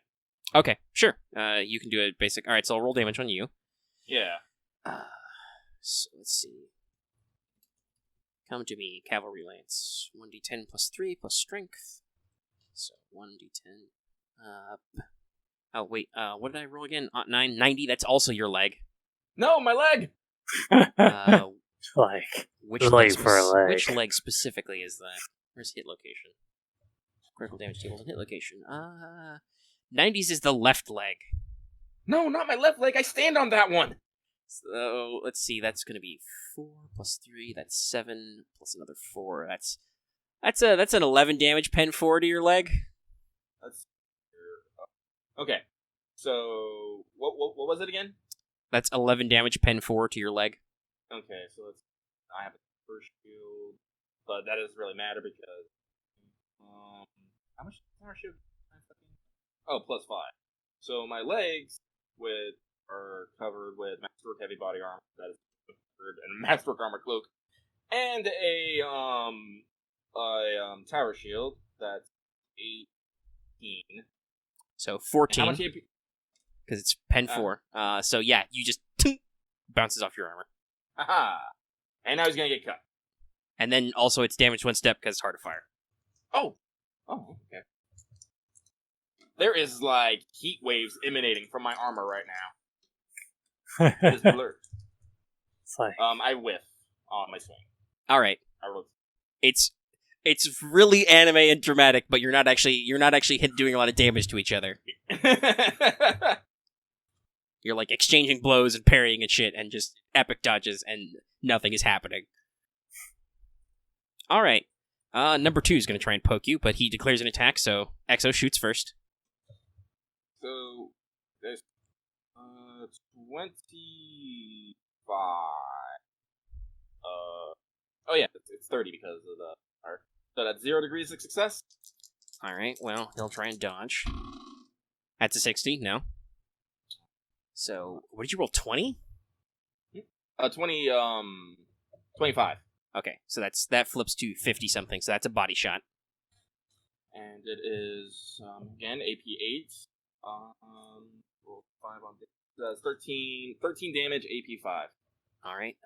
Body armor's only 4 in the chest. So that's still enough, I think. Or is it 6? It's been a while since we played, guys. I don't remember all the stuff I wrote. Body armor. Yeah, body armor's 4. Okay. So that defeats all his body armor. He's got, what, toughness? He's got some toughness in there. What was that damage total again? I rolled 5, so 13. All right, 13. Reduce that toughness. So that's only 9. Okay. So he's still up and still alive and doesn't take any penalties on his attempt to stab you. He rolls a 36 out of 45, so that's 0 degrees. Yes. All right. I can't dodge. I use my response action. No, that's right. So he'll roll 1d10 plus 7. Oh, that's 9. Too bad these aren't critical. So that's 9 plus 7 is 16 pen 4 to your 16 pen 4. body? Oh, no, definitely not body. Let me double check what 6 is. Hold on, I gotta scroll back up now. Because Masterwork body armor is, let's see here, 23 total. Yeah, no, body doesn't stop until 71, so yeah. So, he tries to poke you in the chest. It's a clean hit, but it just doesn't get through the layers. Tink. And this is why enemies come after you with anti-tank guns. Right. Okay, so actually, is it even possible to hurt you? Let's see, so... let's see here. The max damage they can do is 17 pen 4. Well, as long as, like, I still have, like, all my equipment, which is my shield, my armor, cloak, and armor, I don't think so. Because, my shield gives me full cover plus 5 armor. The Masterwork gives me plus 3 to all locations except my head, which is only plus 1. And because I have Harden on my armor, that's, like, all those values are, like, minimum 11. Yeah, so like, I think even if he, like, called his shot, he'd have to max damage to hurt you. Alright, so the third guy is gonna realize poking you is not working. Oh, let's see, what's the damage on this? Oh, yes, goody. That ignores toughness. Or armor, not toughness.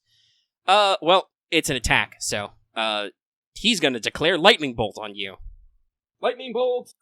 But your Exo still gets to shoot, because it's still an attack. Oh, I rolled a 5. Does she have bullets left? This is their third shot. Yeah, no, this is her last bullet. Okay. Well, make it count. Mm-hmm. Yeah, so rolled a 5 on dice, 32 degrees of success. She's gonna spend a point of luck to increase her degrees of success. 3. Okay. let's see. Can he... That's probably good, because he passed his check, but I think that's only 2 degrees on dodge. Yeah, because it would be... Actually, it's not even, because it's 38 out of 55. So he rolled 2 degrees. Yeah. So she still hits him, so roll damage. What was your hit number? 10. 5? So that becomes 50. That's also dead center body. Roll 10, so... There it is. 18 points of damage, penny. So that's completely through his armor. And 18. So that's minus 4 on toughness, so that's 14. So he's got 8 left, so he has to roll toughness to avoid passing out. Which he does. That's a 22. Okay. Wow. But he does take a minus 10 penalty on his spellcasting now, because he's heavily injured. So you're with reaction shots, which are at a penalty, your Exo has gone 3 for 3 on hitting each of these guys, 2 of them dead center of mass. Let me remind you, my companion templates are adjutant, comrade, and shooter. No, she's good. She's doing her job. I think this is the first time you've had her had an opportunity for her to be this competent. Oh yeah, and also it's also because of this heavily modded rifle that I gave her that has like accurate. It gives her just a basic +5 to warfare range and just 1 free assessed on that. So, how do I feel about NPCs burning charges? I mean, honestly, my personal thought is if a PC can do it, an NCP should be able to do it too. I don't... these guys are getting their asses blasted, though, so... Especially at this point in time, like... Yeah, you guys are pretty good. All right. You'll spend a charge for a +20, so he would normally be at spellcraft +10, so that would be 50, so that becomes 70, but it goes back down to 60 because he's heavily injured. And he's going to cast Lightning Bolt. Which, is that a half action or a full action? That is a half. So he has an action left if he needs it. Alright. That's a 33, so that's gonna be a magic mishap, but be a success. Woo! So that's... I'll be explodes. I'll laugh so hard. 2 degrees of success? Well, you can't dodge it or anything, okay. Right. 2 successes. But 2 degrees of success doesn't matter for damage. Okay. So, first I'll roll damage. Minus 20 to the mishaps. Well, he rolls very well, Chief. Luckily, this doesn't ignore your damage reduction for Heart of Fire. So that's 18 plus 2, so that's 20 damage. Ignoring armor, but not toughness. Hang on 1 second. Because I just put something. Oh, nope, never mind. No, I have the Moon Silver inlay, not the other one. Not the other board, so never mind. Okay. So whatever your toughness is +5, because your Heart of Fire is the damage reduction on that. Yeah, so, how much damage was it? It was 20 total, ignoring armor, but not toughness. Yeah. Yeah, see, this is why I armored up in the first place, because if I get hit, it's never good, because guess what? I only have 18 wounds total. Right. So, let's see, my toughness modifier is 3 plus 5, 8, so that comes down to 12. So you need to make a toughness test or pass out. Well, you need to make a toughness test anyway because it's stunning. So let's see. Let me go all the way down through every instance of stun to find stun. Successful attack is made after damage is calculated. The target must make a toughness test, which is at -30 if half their wounds are below. If they fail, you lose your next action. So, I guess roll toughness to stay conscious first, because it won't matter if you pass out, whether or not you're stunned. Let's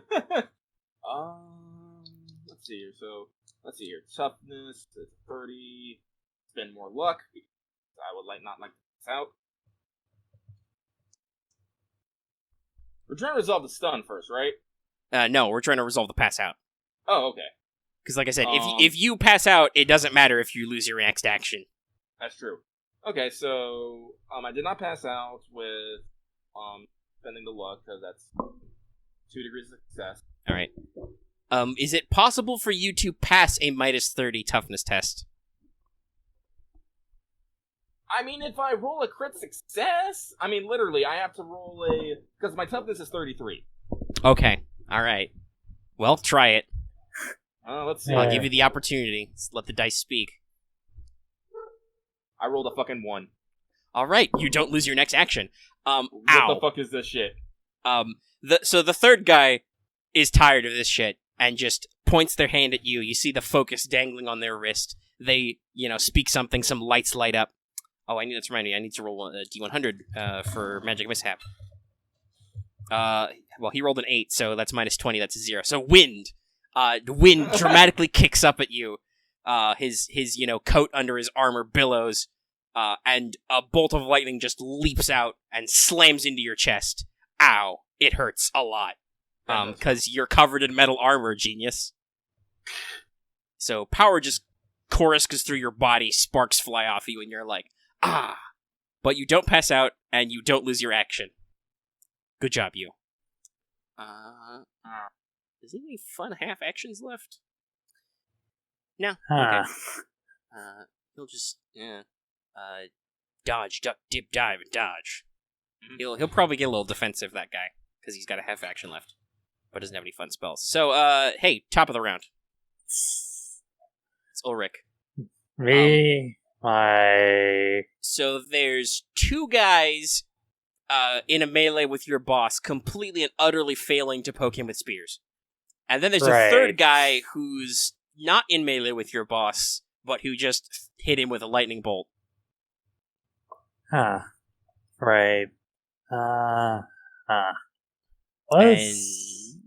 This third round, so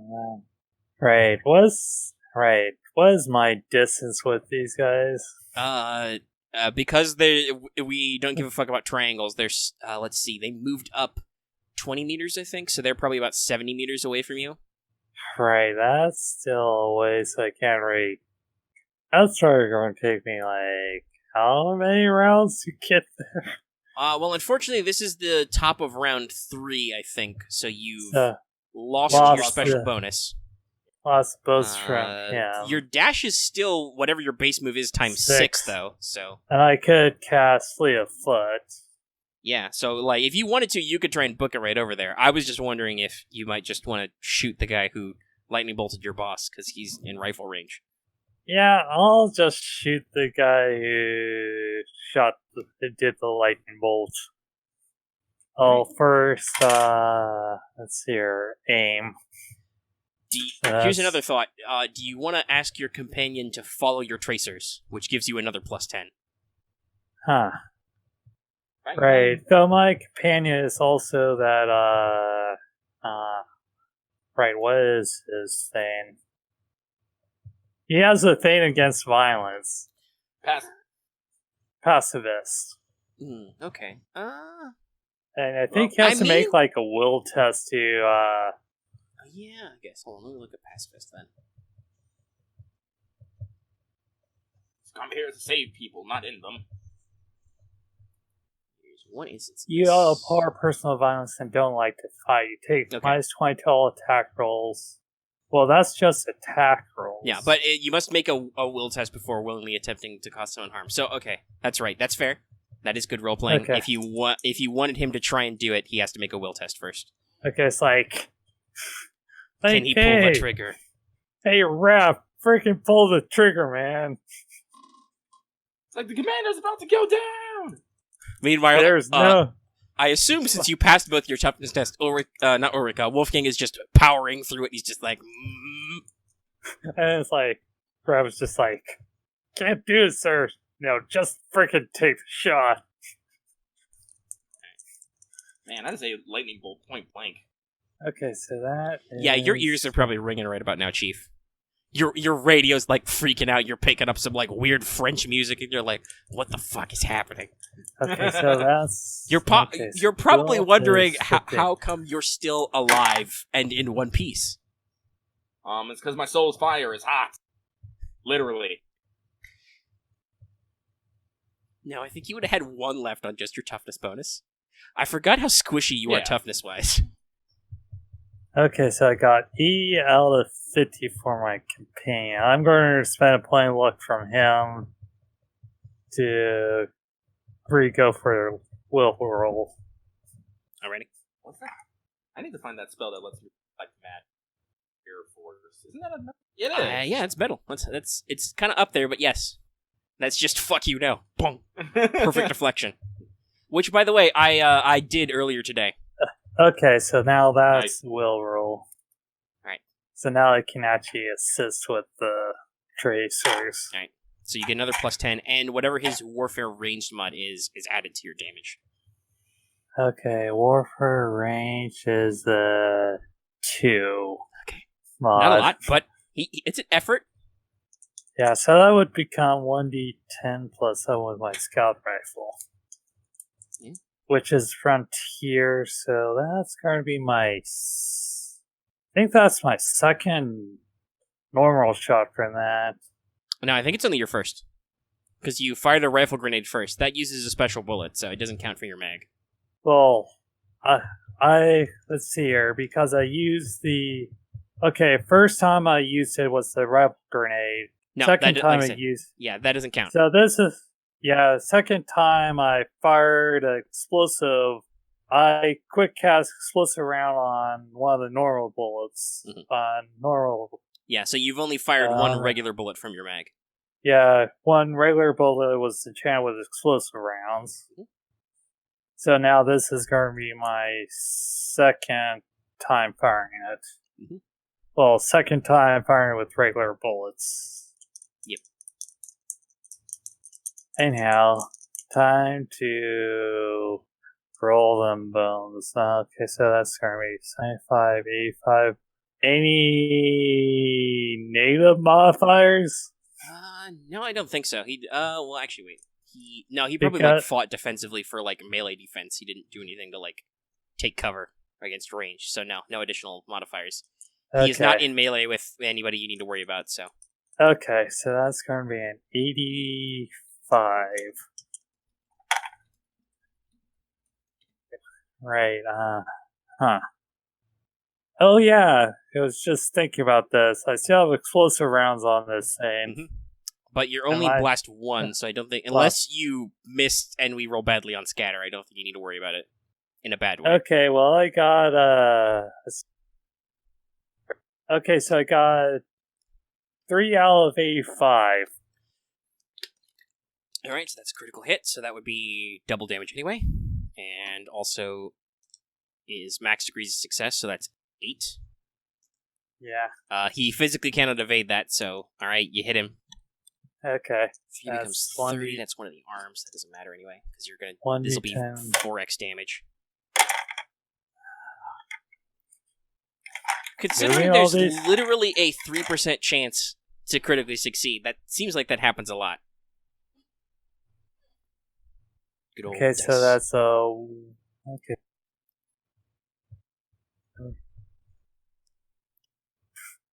Hey, Wolfgang. I think the guy who lightning bolted you is dead.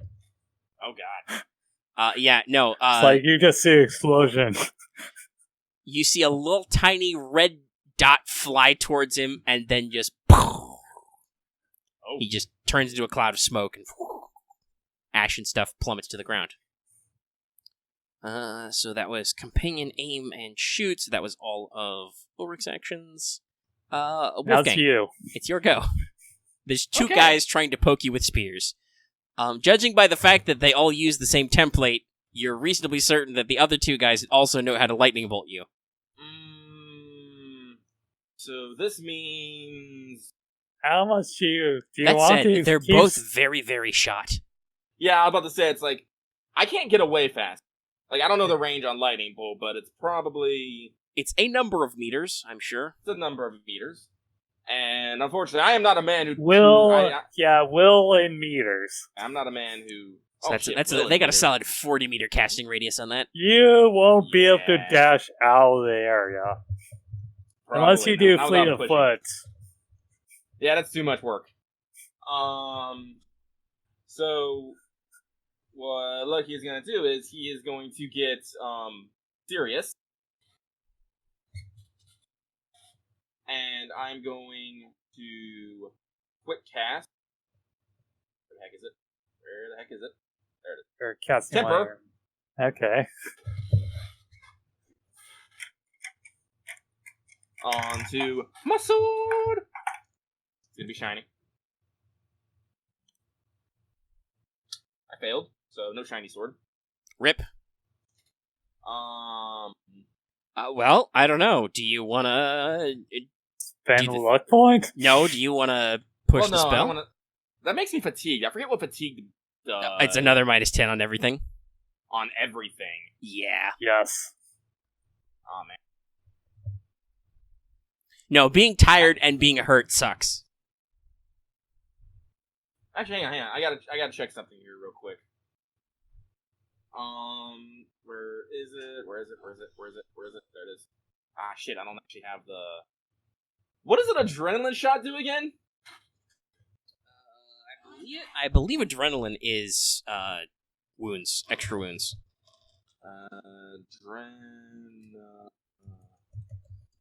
Can't spin. Oh, there it is. Let's see here. That's right, last time you bought drugs. Check. Take a -10.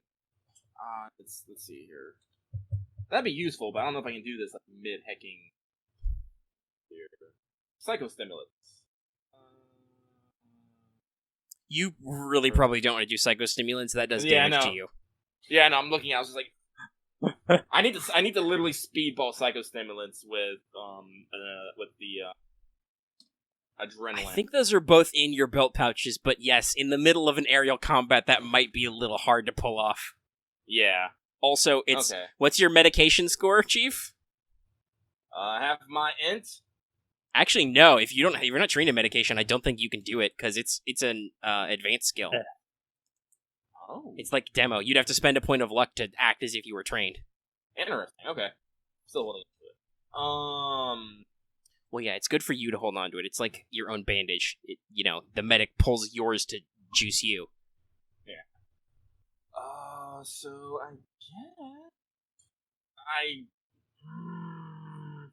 actually.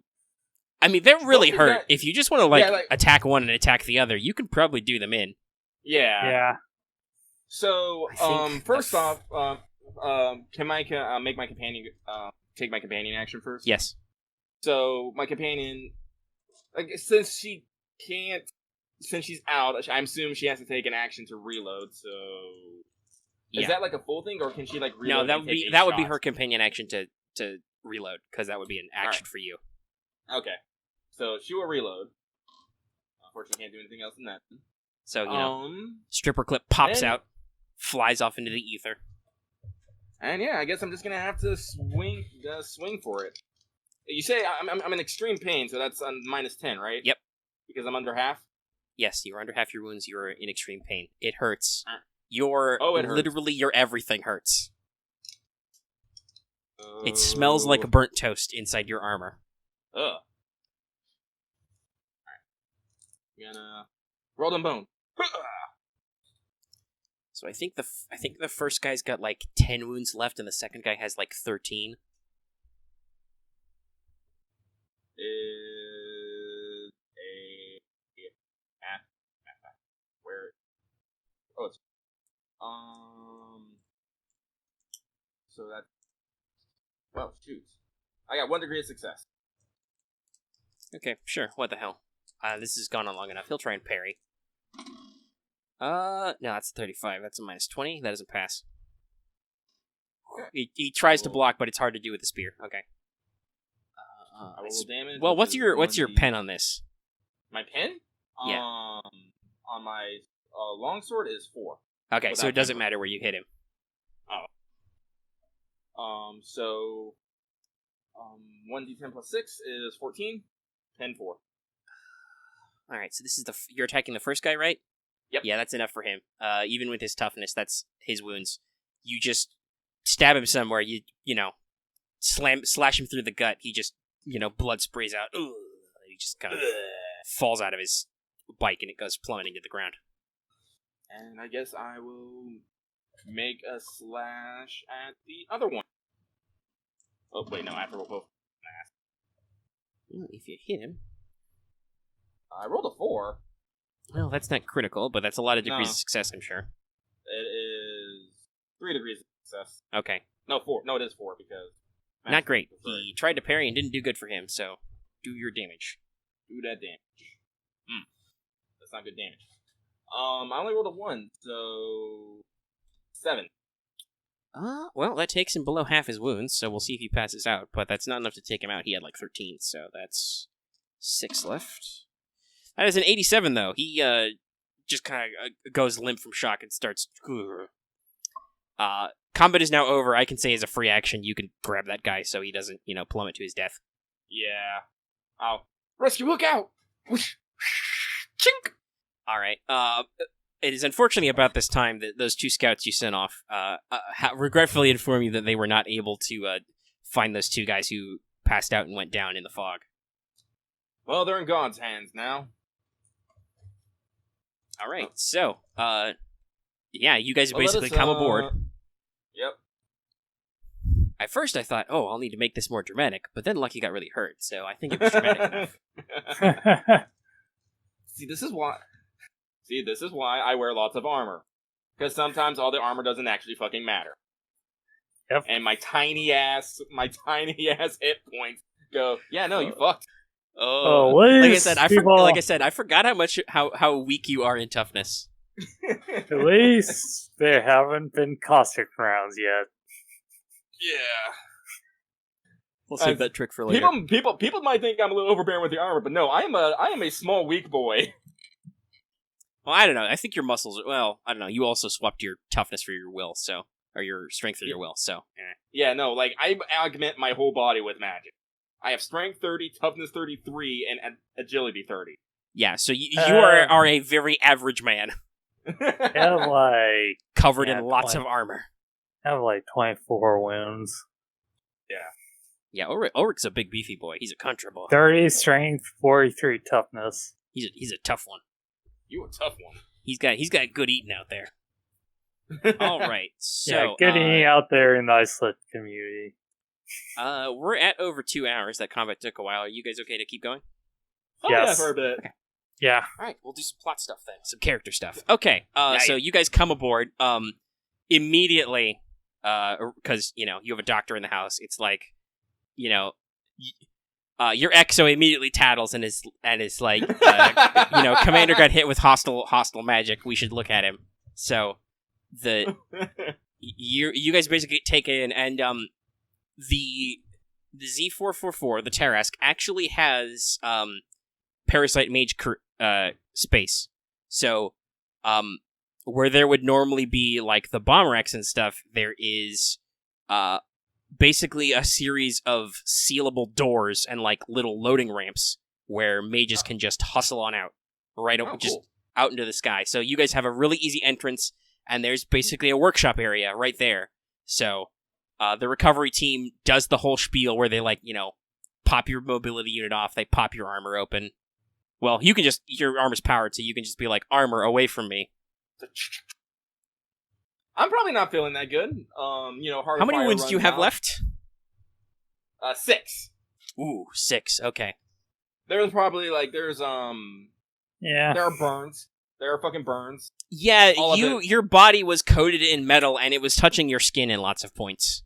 There's a lot of burns on me now. Yeah, the corpsman is currency to you. All right. It's like, Captain, you've done it again. Let me roll some bandages. Get out my aloe vera. Well, he's your companion, Marth, so is he going to first aid him, or is he just going to magic him better? I'll first magic. Use magic as the emergency first aid, and then alright, do what I'm thinking. Yeah. Okay, what? Right, my will is 50 for that guy. I stood up. I said, step 1, make sure the patient doesn't die. So, will, and what is my thing? Is healing? Touch or word, probably. Touch or word. I think they both do the same thing. Yeah, so probably touch, because you're right there. Yeah, so one is all range of one long as they can hear. And healing touch, both stop both, please. So it's just number 1 equal to DS. Oh, hey! Also, I know that Wolfgang has that healing potion. I was thinking about using it, but I'm like, this guy just did 20 to me in one shot. The healing potion ain't gonna... Well, actually, I can drink it now, I guess. Yeah, if you want to. Yeah, or you could... You could, but you do have lots of doctors right here, so...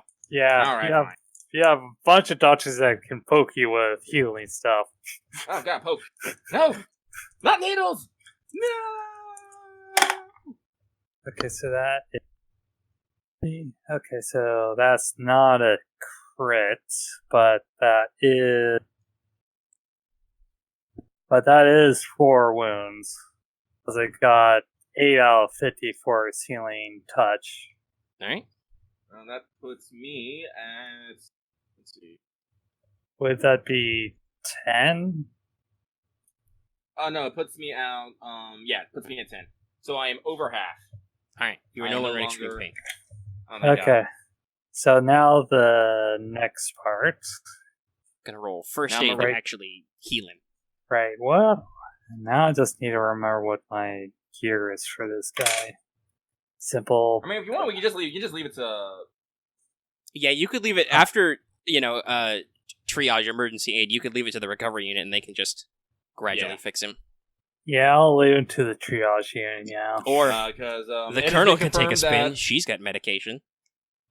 Actually, she's got faith healer too, so. I'll leave it to the team. I'll leave it to So the team. I Mom. do have the trauma kit, let's surgeon tools, etc. with this guy healing kit. Okay, so that's 27. They're skilled, so they're good at skill tests. And this So- thing just adds...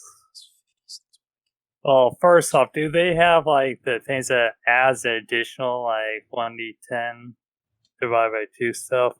Oh, yeah, they'd have first aid kits and so on. So, let's see. So the first aid action is... well, I'll say they're NPCs. They can get the field medic ability too. So first aid, 1 wound for every DOS, plus 1 wound for having the first aid ability, and then there's the actual first aid kit, which has a dash in it. Genius. Much easier to look for that way. So the first aid kit is an additional 1d10 divided by 2. Oh, that's 9, so that's 4. Actually, no, round up, 5. 5 so wounds? you heal 8. 8. Oh, okay. So that puts me at 2. 2 wounds down. Alright, so yeah, the Lieutenant Brett's and probably her, whatever was her assistant acting like a nurse, and, maybe ref helps, but they just, get to you, they're like, okay, gonna give you some burn cream, bandage it up, cool compress kind of stuff, and just, treat you, hydrate you. You feel I better. probably have no body hair at the moment. Nothing that was... You probably lost the first layer of skin because you took a lot of wounds on everything that was touching bare metal, so... the tips of your... Actually, no, you have a... well, actually, it's a good question. What kind of haircut does Wolfgang have? I don't think we've touched on this lately. Probably like... It's probably like, it's blonde and, like, ear length. Like, I don't know, like, how stringent they are in Great War with, like, military red. But it's not low on flowing locks. No, so, like, you... Nothing happened to your hair, like, probably the tips aren't singed or anything, because you got a nice, decently neat cut. But, yeah, like, you're definitely missing some arm hair and some leg hair, where it was just, bare skin close to steel. Be like, ow. Actually, I'm curious. I'm gonna look at the electric burns. So yeah, so you're swathed in gauze and cool compresses and like, burn cream, and they're like, okay, so, skin's gonna be sensitive, change every couple of hours for like a day or two, you'll be fine. I shouldn't have looked this up. No, you probably shouldn't have.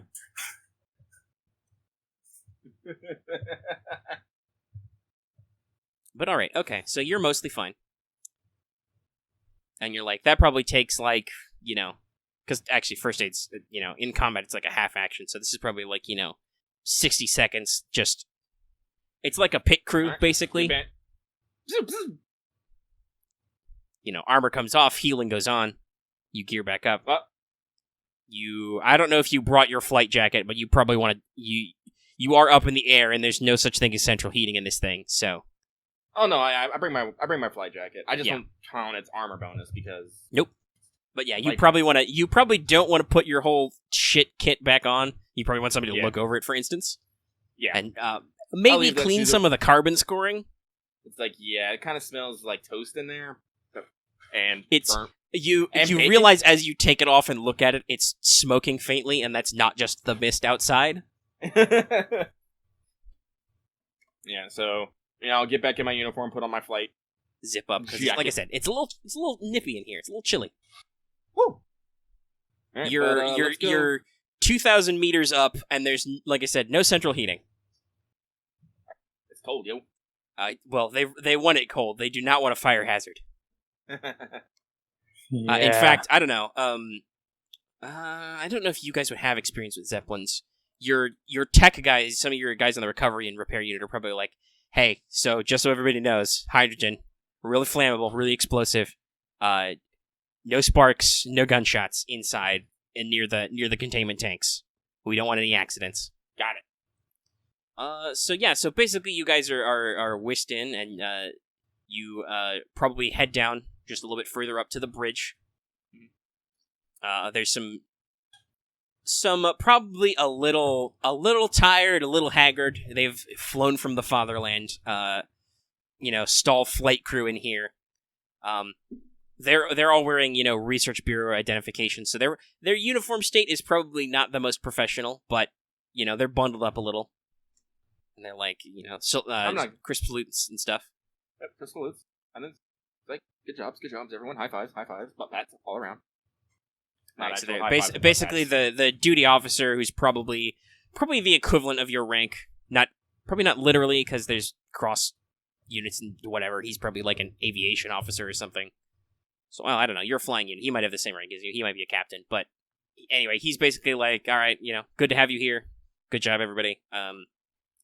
I'll get a couple of technicians to run down the damages to see if you guys can assist in any repairs. And because we're running a little light on crew. The major is up in her study. She has expressed a desire to thank you personally. Oh. So, if you want to go above, and we'll just keep operating. So, basically, he's got a couple of tech guys that'll take your recovery team around and be like, all right, here's our casualties, here's our repairs, and they can figure out their own business. So you've got, obviously, the player characters and companions, but you've got like 8 guys who aren't doing anything. How do you want to distribute them? Well, let's put the scouts out on actual, wait, didn't they say they have like a battle mage tower or something? They do. They have a tower. It's a little beat up, but they do have a tower. You want to send them up top? Yeah. All right. So they go and recon the tower. And heck, I guess the flying rifles just have to be on standby until I can think of something. All right. They will chill in the mage bay. Yeah. And they're like, ooh, never tried this before.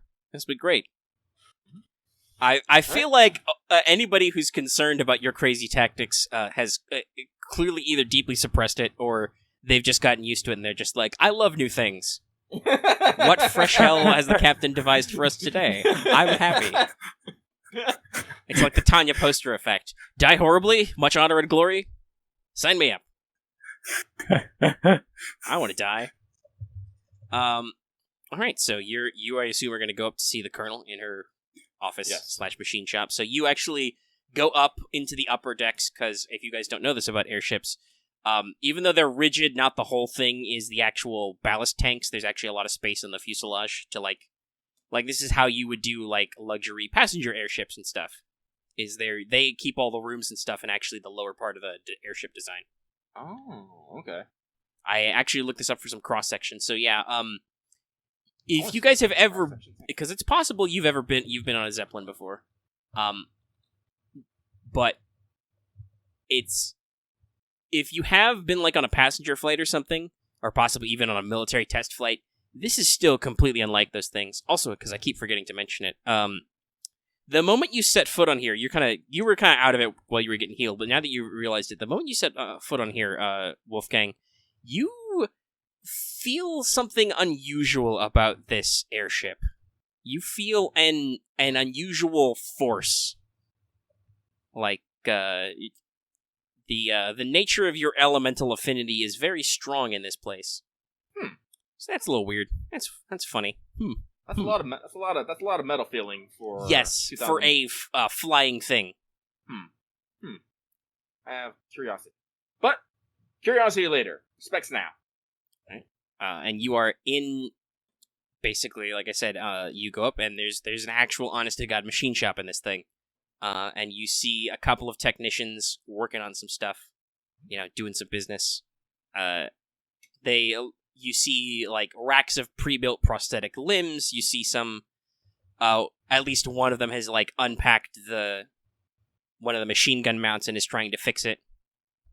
But you notice there aren't a lot of people here, though there are some. Are those suits like heavy body armor kind of standing in the back there? Whatever. It's, maybe it's an armor rack. Mm-hmm. So, you approach the colonel. Salute. The colonel is a little bit tall for a woman, very thin, very lanky, thin-faced, pale skin. Pretty typical for a Venom mage. Her hair has kind of a grayish tinge. Again, kind of what you might expect from poison mages. They look like that sometimes. Kind of dark amber eyes. Salutes and everything. You notice that she's got a lot of...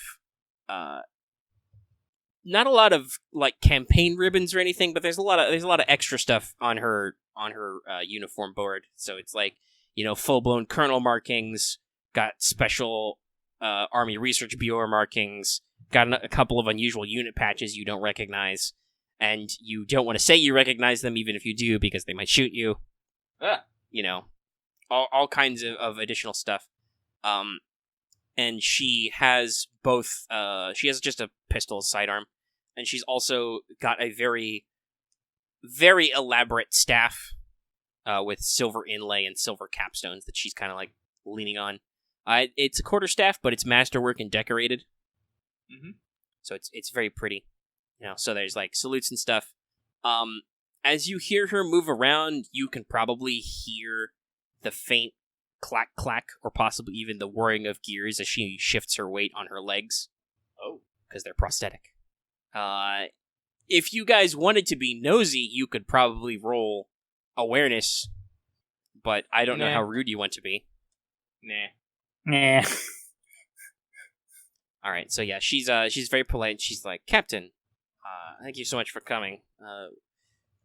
My vessel is mostly for transporting my workshop and research equipment over long distances, so we were not fully equipped to repel forces.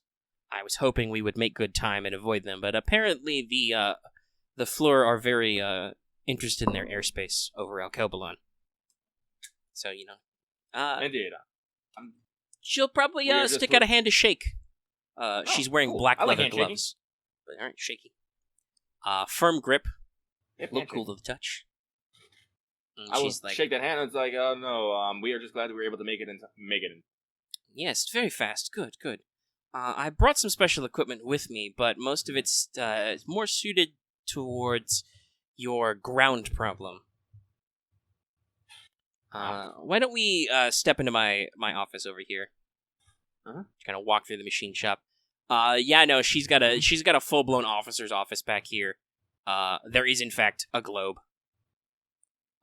See, I was right in making the decision that I need my own globe. Mm-hmm. And she's actually, let's see, what would the best thing to do be? Now fuck it, let's go high magic. So, she's got a vertical display of the fatherland in colored sand that appears to be magically suspended there, and as you watch it, it shifts slightly. You don't need to roll tactics to understand this is as close as you can get to a real-time tactical map of the battlefronts. Oh, wow. With stall forces, of course, represented in, let's go with gold sand.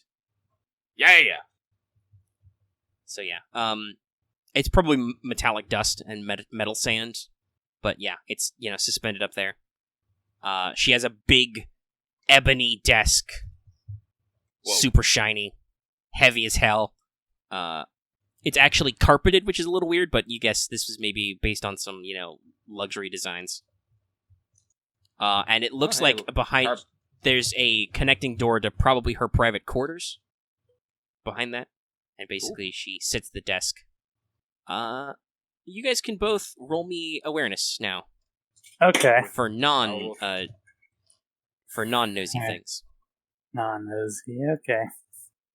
Megan, will you believe me if I said I rolled a 4 again? Sure. Because I did. All right, that's probably some degrees of success. Probably. What is... Okay. Perception, 32. Awareness. While you're figuring out your rolls, so for other fluff, she's got like lots of blueprints and mechanical schematics hanging up against one wall. There's no windows, obviously, so there's like electric lamps dangling down. There's one of those suits of armors kind of standing in the corner here. She's got a full alchemy lab table in here, like beakers and burners and all that other shit. Got an intercom down to the bridge. All kinds of fun stuff. All right, both you got 3 degrees of success. Cool.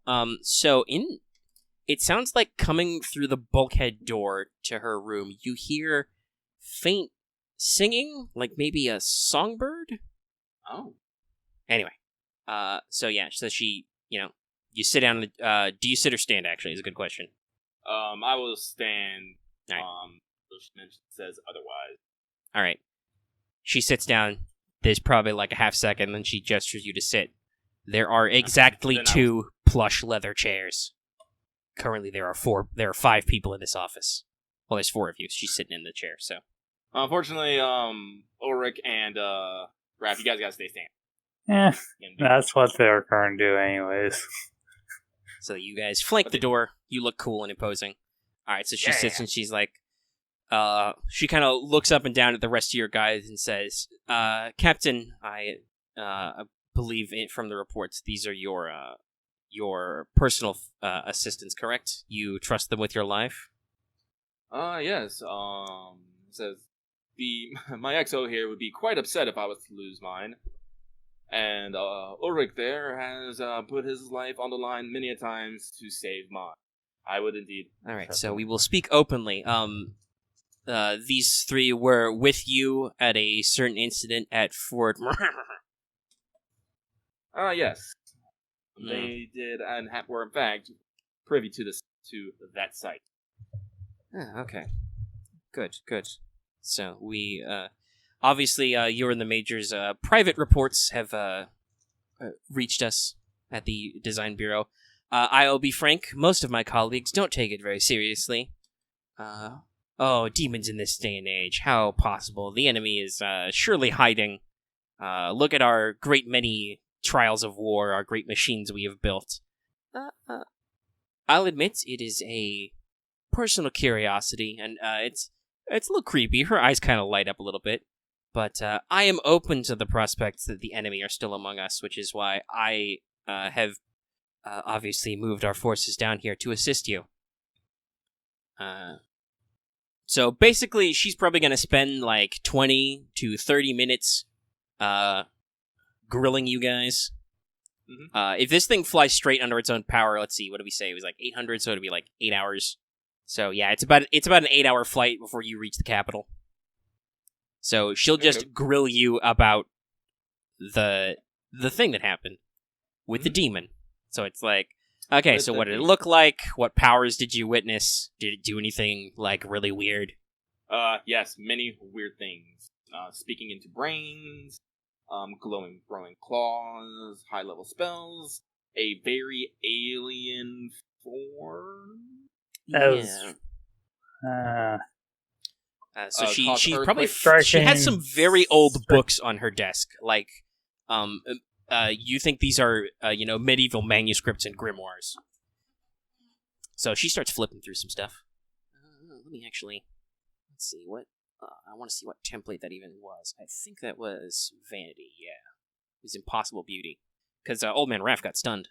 Mm-hmm. Yep. So she's like, okay. Oh yeah, so beautiful that it was a little hard to understand, but it was this weird alien beauty, something you couldn't quite understand, but you knew it was beautiful. All right, explain it. Also, which one of you got Claude? Was that Ulrich? I think I got Claude. I think most of the damage has gone to Wolfgang. Yeah. Well, one of you got Drain touched, but one of you got Claude. I'm trying to remember which one it was. I can't remember. Actually, I think Viper was one that was clawed, while Wolfgang was the one that was drain touched. Yeah, I think you got... well, she'll quiz both of you, because you both got bad touched by a demon. Mm-hmm. So she's kind of like, so the name was in... Do you give the name she used? I'll just pull out the dog tag. Oh, she's like... she is very excitedly just takes this from you, and she's like, examining him. She's like, how curious. The enemy used real dog tags. Interesting. I wonder, was she pretending to be an enemy soldier the entire time, all the way through training? But after like probably like a good 60 seconds of just studying and manhandling these things, does she have psychometry? Actually, I don't think she does. No. Maybe I should give her that spell. Colonel Reaper has a lot of fun stuff, like the old curse, the old poison breath, acid arrow, speak with dead. She also has, it is interesting, she actually does have helpful spells, like I said. She's got, like, Healing Word and Faith Healer. She's actually trained in medication, so you would be if you wanted to design medical prosthetics. So she hands them back to you, and she's like, very interesting. So she kind of, like, flips through her tone and says, what you are describing is an enemy that, to our scholarship, though many would say that demonology is a underappreciated and useless discipline these days. You are describing a demon of vanity. They take on... it was thought to medieval scholars that the enemy took on qualities of that which we think are our greatest sins. You may meet demons who represent the darkest aspects of humanity. Demons of wrath, demons of avarice, demons of pride. Vanity is one of those sins. They are said to be impossibly beautiful and an alien ethereal quality like watching a statue in motion. But they are distracted by their reflection and weak to flattery or praise. You should keep that in mind if you run into them again. Though I will warn you, the aspect of the enemy is always mutable. Even in what sin they represent can change. Or so they say, anyway. But yeah, so basically she spends, like I said, 20 or 30 minutes grilling you. Is there anything specific about the encounter other than what we've already discussed you want to let her know? Or anything you don't want to let her know? Are you holding anything back? I guess I'll mention that it seemed like before, like, she fled, she was going to put her blood into an offering bowl to the Earth Spirit. Which to an offering bowl, because the location was, we believe, to be the home to a Earth loci. We haven't actually made contact, but yeah, but you know that from your leyline maps, it's an Earth locus. So she's like, interesting. That would probably have been a deep offense to the spirit, and very much angered it. That would have been very unfortunate. Earth spirits, especially of like a basin or a mesa like that, because you were on, like basically a big rocky outcropping. Very unfortunate, raise or lower the ground in an instant kind of thing. Shatter the fortress above. Would have been disastrous for the offensive.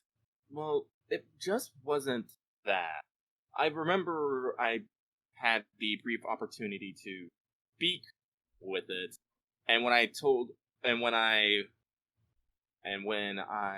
it to surrender so we may avoid further bloodshed, this was before she transformed. She directly stated out that was the opposite of her aim. Oh yes, of course. The enemy is known for their disparagement of mankind. They wish to destroy us, control us, unmake us. I'm not quite sure why myself. The legends are multifold.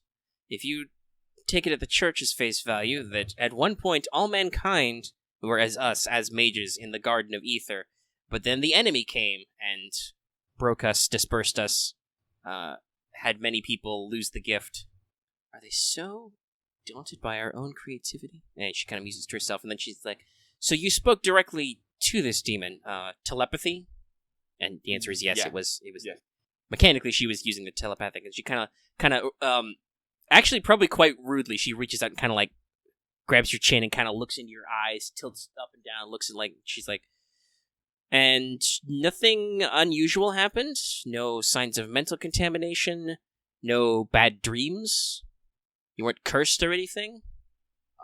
I will admit I've had many a restless night, but I'll chuckle, dryly. It's like, before I was stationed here, I was out on the Western Front, so those things are, She kind of looks you up and down and says, "You are remarkably in one piece for such an excursion."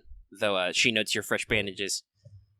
Though maybe you are just one of those people who are always fortunate enough to spring back from an injury instead. She's like, yes. Very interesting. We have much literature about the enemy, but it is all of it ancient. The last official sightings were all at the end of the First Great Crusade, which, drove all influence of the enemy out of Europa and Araby. And theoretically, they are gone from this world and blah, blah, blah. Though if I remember from my Sunday schooling, the church is always ready to warn us that if we are not diligent, the enemy will come back. But, very interesting. Well, I have some literature and some equipment prepared should we run into one of them again. I expect we will. But I have prepared a couple of eventualities. Very interesting, of course, to see this. My academy would probably frown if I was planning any sort of demon-binding rituals, but, we must be prepared. I have a lot of purifying salt aboard. Brought a lot of equipment, a lot of unusual resources. She kind of gestures up at the ship. The Tarask is quite resilient, you'll find, and we're equipped with all manner of things to aid in this. I'll admit I came out of a bit of personal fascination, but your units have been doing very well in terms of advancing magecraft, so I'm very interested to offer you some assistance. I believe you are having a bit of a manpower problem with your supply limitations. Unfortunately, we could not bring many supplies in the airship, but I may have a solution. I'm trying to field tests. Oh, that'll be most excellent. We are in the midst of a major... Yes. Unfortunately, my little projects cannot fly, but they are quite useful. She kind of turns to the suit of armor and says, "Panzergeist, the armor salutes." Oh. Okay. Should I make you guys roll No, I really don't want you to freak out and try and shoot some stuff, but this is unnerving. It is deathly silent as it does this. Well, I mean, it's in your language. You would know this. She called it Armor Ghost. Okay. But out of character, Panzergeist is cooler. Yeah. So yeah. It's a little freaky. Basically, to describe this thing now that you're looking at it, it is like a full set of heavy body armor, like you wore. And it's wearing a helmet which has a gas mask integrated, and let me actually double check the name of the thing. Yeah, no, these are basically it's the armor from Jinro. Oh. So spooky. Yes, though the eyes don't glow red, they have a slightly ethereal blue glow in them. But yes, they are basically... The Panzergeist is basically this motherfucker. Wolfgang! And she's like, so, these are my, probably not my magnum opus, but they are one of my most clever creations to attempt to solve our manpower problem. You see, with golems and automata, those are very expensive to produce. You need potent cores of elemental energy. But the Panzergeist, with careful collaboration of the Research Bureau, actually are powered by the impression left by a convicted criminal. Those that would normally be executed by the state, we have them sign release forms, and what's left of their spirit when they depart is transferred to the armor. They're a little taciturn. I'm not sure about that. Maybe the imprint isn't enough to speak, but very durable. The armor moves by itself, so long as the markings inside are not damaged. They don't need to eat. They don't need to drink. They feel no pain. They're quite strong. Basically, so in out of character, out of character, you guys can be as freaked out in character as you like. But Well, I'm debating where this falls on my moral board. Well, yeah. So basically, what she's saying to you is that I'll get the whole mechanics. So the Panzergeist is a specialized suit of armor, which, hey, once again, to reference Full Metal Alchemist, there is a seal of blood inscribed inside, and basically they take a criminal who they were going to execute anyway. They have a decent number of those, and it's basically like, okay, so do you want to sign this release form? If you do, basically it's like donating your body to science, only you're donating your ghost to science. Now, it is important to remember, because this is the first time this has actually come up in game. A ghost or a shade is not a person.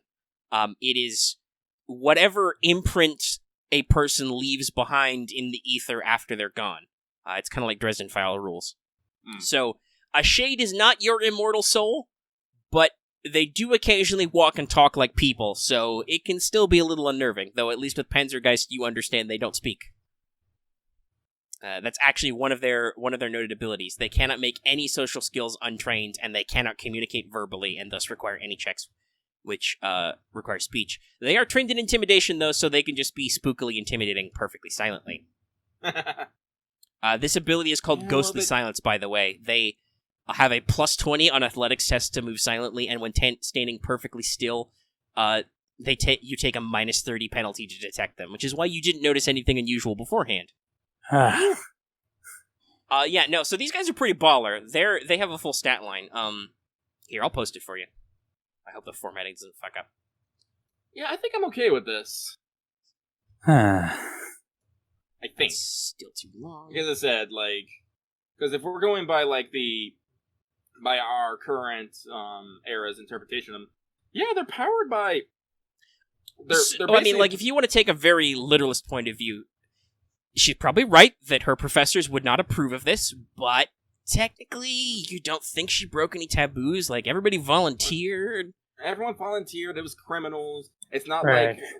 it's not like she has my first thought was okay. So first of all, technology-wise, this could totally be abused, but yeah.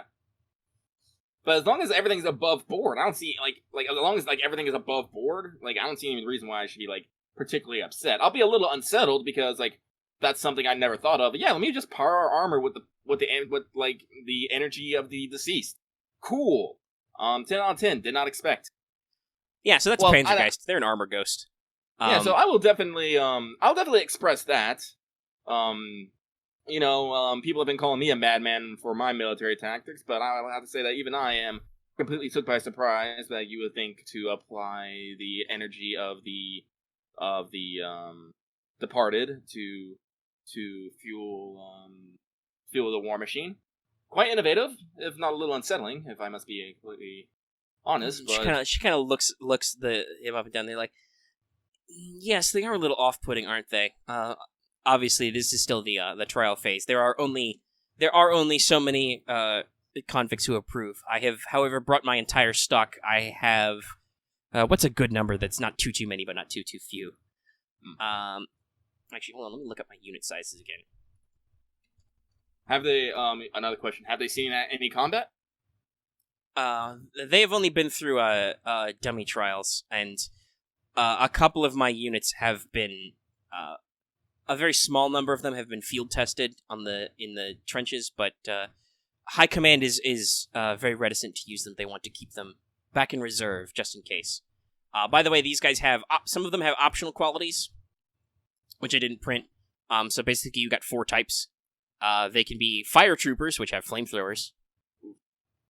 You have riot troopers, which have shields and trench clubs. You have anti-armor troopers who can have additional gear and demo stuff, and then you can have squad leaders.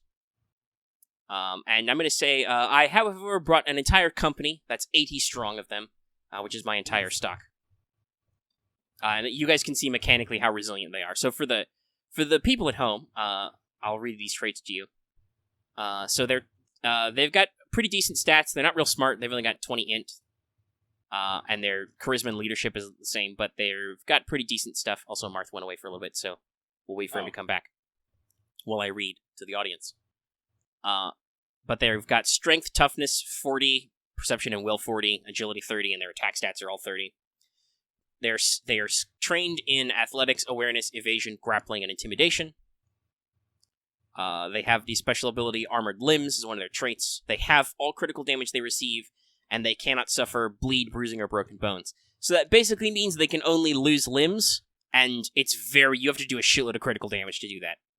They have armor value of increased by 3 in all locations. They are immune to fear, fatigue, pain, stun, and falling unconscious.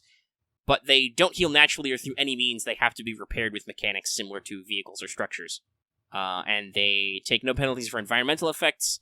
They ignore the brace tag on weapons normally and treat heavy weapons as if they had the brace tag. So they can just fucking shoulder, medium machine guns and stuff.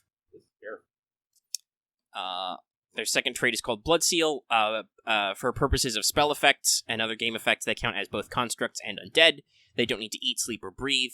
At 0 wounds, they are instantly destroyed and do not test versus death. They take no penalties to pearl rolls related to living creatures, such as for low light and concealment. So if they're looking for a live person, they don't take any penalty for night, because they're freaky blood eyes. And they have a blood seal on their body, blah, blah, blah. If you do a minus 40 cold shot, they are destroyed immediately. And also, they can't be suppressed, and they are immune to poison and diseases. Oh, and they have unnatural bodies, so they double their base movement and their jump height. So their agility is normally 30, but they double their base movement to 6. They double their jump height from their strength of 4, so like 8. I think that means you can make an 8-meter standing jump. Something ridiculous like that. It's a little terrifying. They can climb sheer surfaces without penalty. They double their strength mod. And their unarmed attacks have Pierce 4. So if one of them just decides to cold cock you, it would do 1d10 divided by 2 plus 8 Pierce 4. This scares me. I do not want to go against this. Why? Why is this a thing? I'm not saying it. Because I'm a scary, scary man. Then they have abilities. Ghostly Silence, which are already covered. They're freakishly silent. And then Integrated Armor. They must be built by using a type of armor. Body armor. So either body armor or heavy body armor. They suffer no penalties for wearing this armor, and it cannot be removed. If an ability would ignore armor but not toughness, it does not apply to the Panzergeist, because they are literally armor. Oh. Yeah, so she gave you 80 of... She's basically not giving you, but she brought 80 of these things to party. And their default equipment is their integrated armor. They carry 3 hand grenades, they have a trench knife, and they either have an SMG or an LMG. And well, like I said... But if she's putting these at our disposal... Probably not directly at your disposal, but like if you start a conversation, she's like, well, basically, so the intent here is that they need a bit of field testing. The South Alkebulan front is a little bit out of the way, and as I said, I understand that you have manpower problems. I only have 80 Panzergeist on me, and I don't know how robust your prison system is. I don't know if we'll get a lot of volunteers. Might be a little hard to replace the stock, but they're very hardy. I'd say 1 Panzergeist probably fights with the strength of at least 10 men, normally. They can't fly, unfortunately. Still working on that. They don't... I believe it would be probably unethical to try and recruit mages. Not that if we have any of them as convicted criminals, they tend to stick around long. Could they operate a parachute? They're a little heavy, but I believe so. Also, like I said, they're very tough. For many falls, you just have them jump out of the side. I haven't really tested how far they can fall without breaking anything, but it would be a distance. Interesting and curious. I will, definitely, stand up, inspect one closely. Let's see. Does not even... this is actually a good question for well, you're the only one here, because Marth's still not back. We might have to cut this off early, because we're already at, 2.5 hours? No, we're at, 3 hours, so I need to cut this off anyway. Yeah. But what do you think's better? That they're, 6 feet tall, or maybe that they're, 8 feet tall? 8. Yeah, okay. These guys are fucking huge. They are large and in charge, yo. Very much so. Well, because I imagine, if they built, it's integrated armor, so they don't have to worry about, no, they literally don't. So that's we built them so they can carry fuck-off machinery and not give a fuck about your puny human lives. Mm-hmm. So, 8 feet tall. Yeah. I mean, they do have intimidation trained. It's literally the only social skill they get. Hello? Hey, Marth's back. Marth. Good. Up, buddy? Yeah, we were planning on my wrapping up anyway. computer decided to shut down because it got overheated. Okay. Oh, Well, we really? won't keep you long because Yeah. we're about done. We're at like 3 hours, so we gotta cut it off anyway.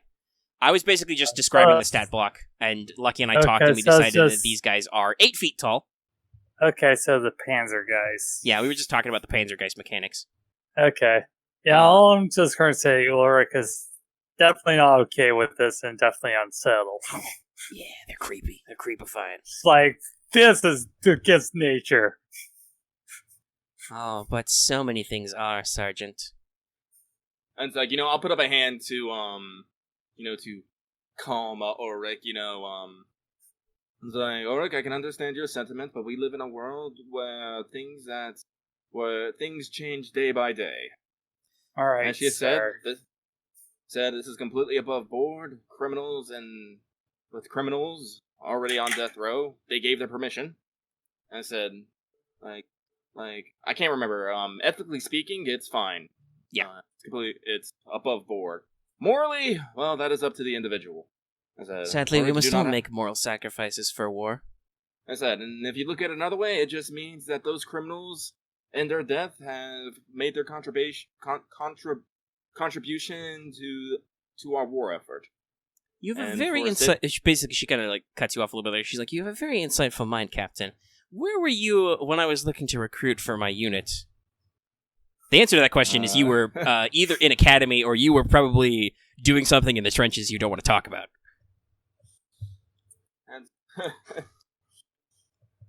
And it's like, I like to believe myself.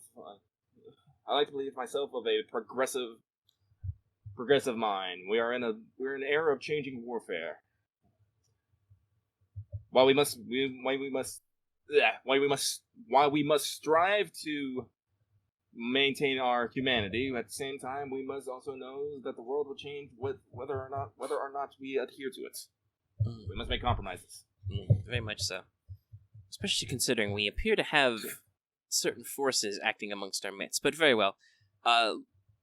You should probably go in and check on your men and see if you need to do any repairs. I think she kind of like tilts her head and listens. I think engine number 3 took a little bit of damage. That might be the prop. We'll hopefully be able to persist at full speed, but might be better safe than sorry. She kind of gently like pats one of the bulkheads. The Tarask is very special to me. It's a experimental design, don't you know? She can be a little bit temperamental. Hey, Wolfgang, you wanna roll a spellcraft test? I do. For spooky knowledge. Also, I guess academics could work, but spellcraft is probably. I rolled a 33. You have a lot of ints, so. Yeah, we're 46. 2 degrees of success. All right. I mean, you can decide whether or not you want to ask her anything about it, but she is talking about the boat, the airboat, like it's a thing, like it's a person, and it's resonating with metal energy. You can stick spirits in lots of things. I'm gonna ask, just a quick question. Does your ship like to sing too? Oh no, that's another associate of mine, my little songbird. You're a progressive sort. Maybe, she kind of eyes, maybe a private meeting later. But no, the Terrace does not like to sing. She is much more solemn. Though, I don't know, I don't believe she was very happy about being struck with bullets. When she says that, the ship kind of groans weirdly. Like, if a ship could grumble. Righto. This is somewhat suspenseful. Yeah. Especially considering we're gonna have to end the thing. Yeah. Like if you want the True Blue, right. If you want like the True Blue cliffhanger, she'd be like, "Hey, you want to?" She gestures back to her quarters. If you want to meet my friend Songbird, do you want to step into a strange superior officer to the woman's private quarters? Actually, I think isn't that like considered? I don't know. Unless she has invited me, but at the same time, it's like that. I mean, it's a little. It would probably be a little improper. Like, here's the thing: mages are very libertine, but chain of command. She like, I think I figured this is like she's like 3 ranks above you. Uh-huh. So it's a little weird, but yeah. It's on weird. So I will cough slightly. It's like that's all like your exo's foot gravitates towards your foot. Just like if you say something dumb, I'm gonna crush your foot.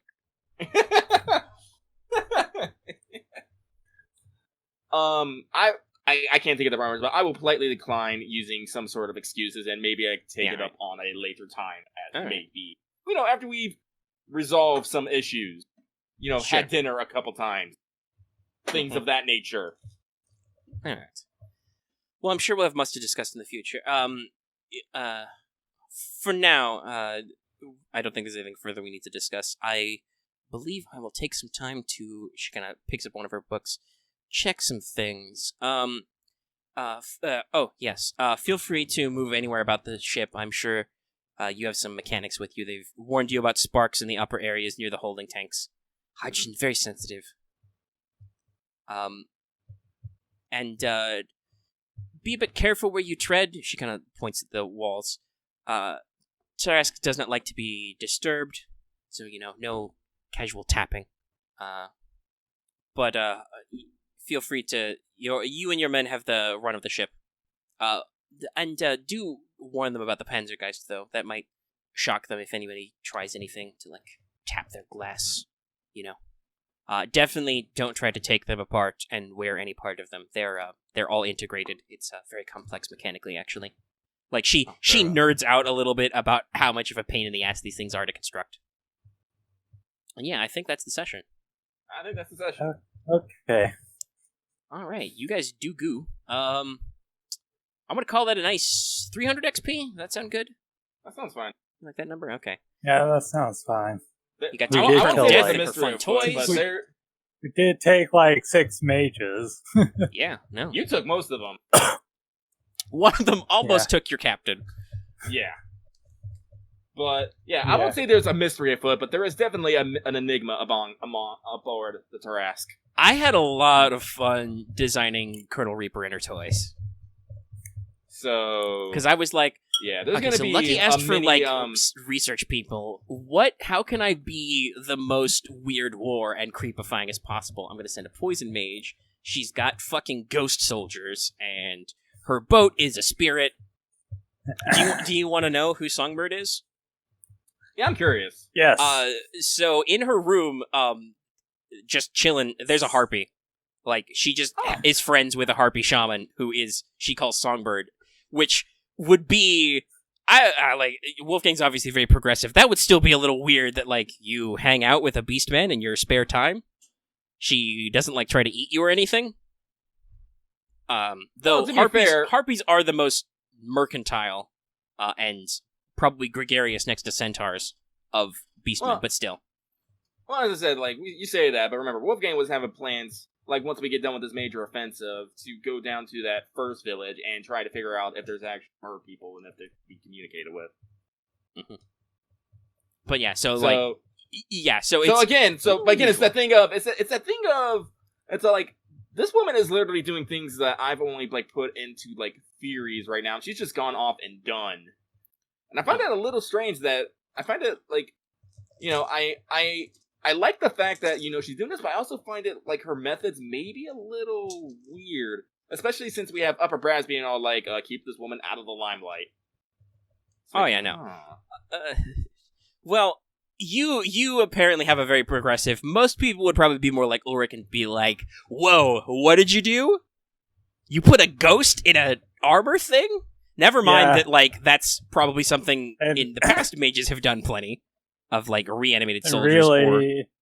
Really, Ulrich was holding back from being completely lying about that. Good job. That's good, because you weren't there when we talked about it, but these guys are fuckers to fight. And he's from Iceland community. They don't really like the whole that makes sense. Ghost in armor thing. Yeah, she's doing a little casual necromancy. It's no big deal. I should say, now that you've met her, I can tell you what the Colonel's quirks are. She has bad reputation. She's cold. She's not good with people. She's good with machines, though. Terrible bedside manner, unless you're an automata. She is a martial artist and a ritualist. Which means with martial artist and her robot legs, she'd probably literally kick the shit out of you. But anyway. Please no. Also, she has a special ability besides her custom prosthetic thing, is called experimental knowledge. This is in one of my NPC sets. Which is she has plus 10 on tests to identify, use, or repair advanced technology. So, welcome to the bleeding edge of your war, gentlemen. Well, I'm gonna welcome her, but I'm gonna have to get to the bottom of a few things. Yeah. As I said, I gotta figure out, like I said, in character, I'm gonna figure out Songbird. And if she just has an interest in, she just made with Friend, or she has an interest in Beastman as a whole. Apparently, she definitely has a demonology, I don't want to say fetish, but fanaticism. That's strange, but, forewarned is forearmed. But, people usually obsess that much over things like that, like the enemy. Yeah, no, weird. She, like I said, I talked about her, personal study. She's just heaped with these old-ass books. Now, to be fair, like she said, this is a field that has basically been extinct for 1,000 years. Nobody has actually admitted anyway, publicly, for realsies practicing demonology in any form in, like I said, almost 1,000 years. So, yeah, it's hard for her to get this information, so maybe that's why she's so obsessed, but, did she run into a demon somewhere? Is that why she's so curious? Who knows? Anyway. Yeah, I need to understand, why she is so obsessed, but as I said, that first meeting, I'm not gonna be like, hey, so what's your deal with demons, yo? So... Tell me your entire backstory, character. No, this recording is, over 3 hours long, so we can get there. So I'm gonna cut this off really quick, and we can keep talking off mic, but... Okay. I'll just say that, run through the usual stuff. If you're watching this on YouTube, don't forget to like, comment, and subscribe, and all that fun stuff. Lets us know you keep watching these and so on. And we'll see you guys in the next one. Yeah.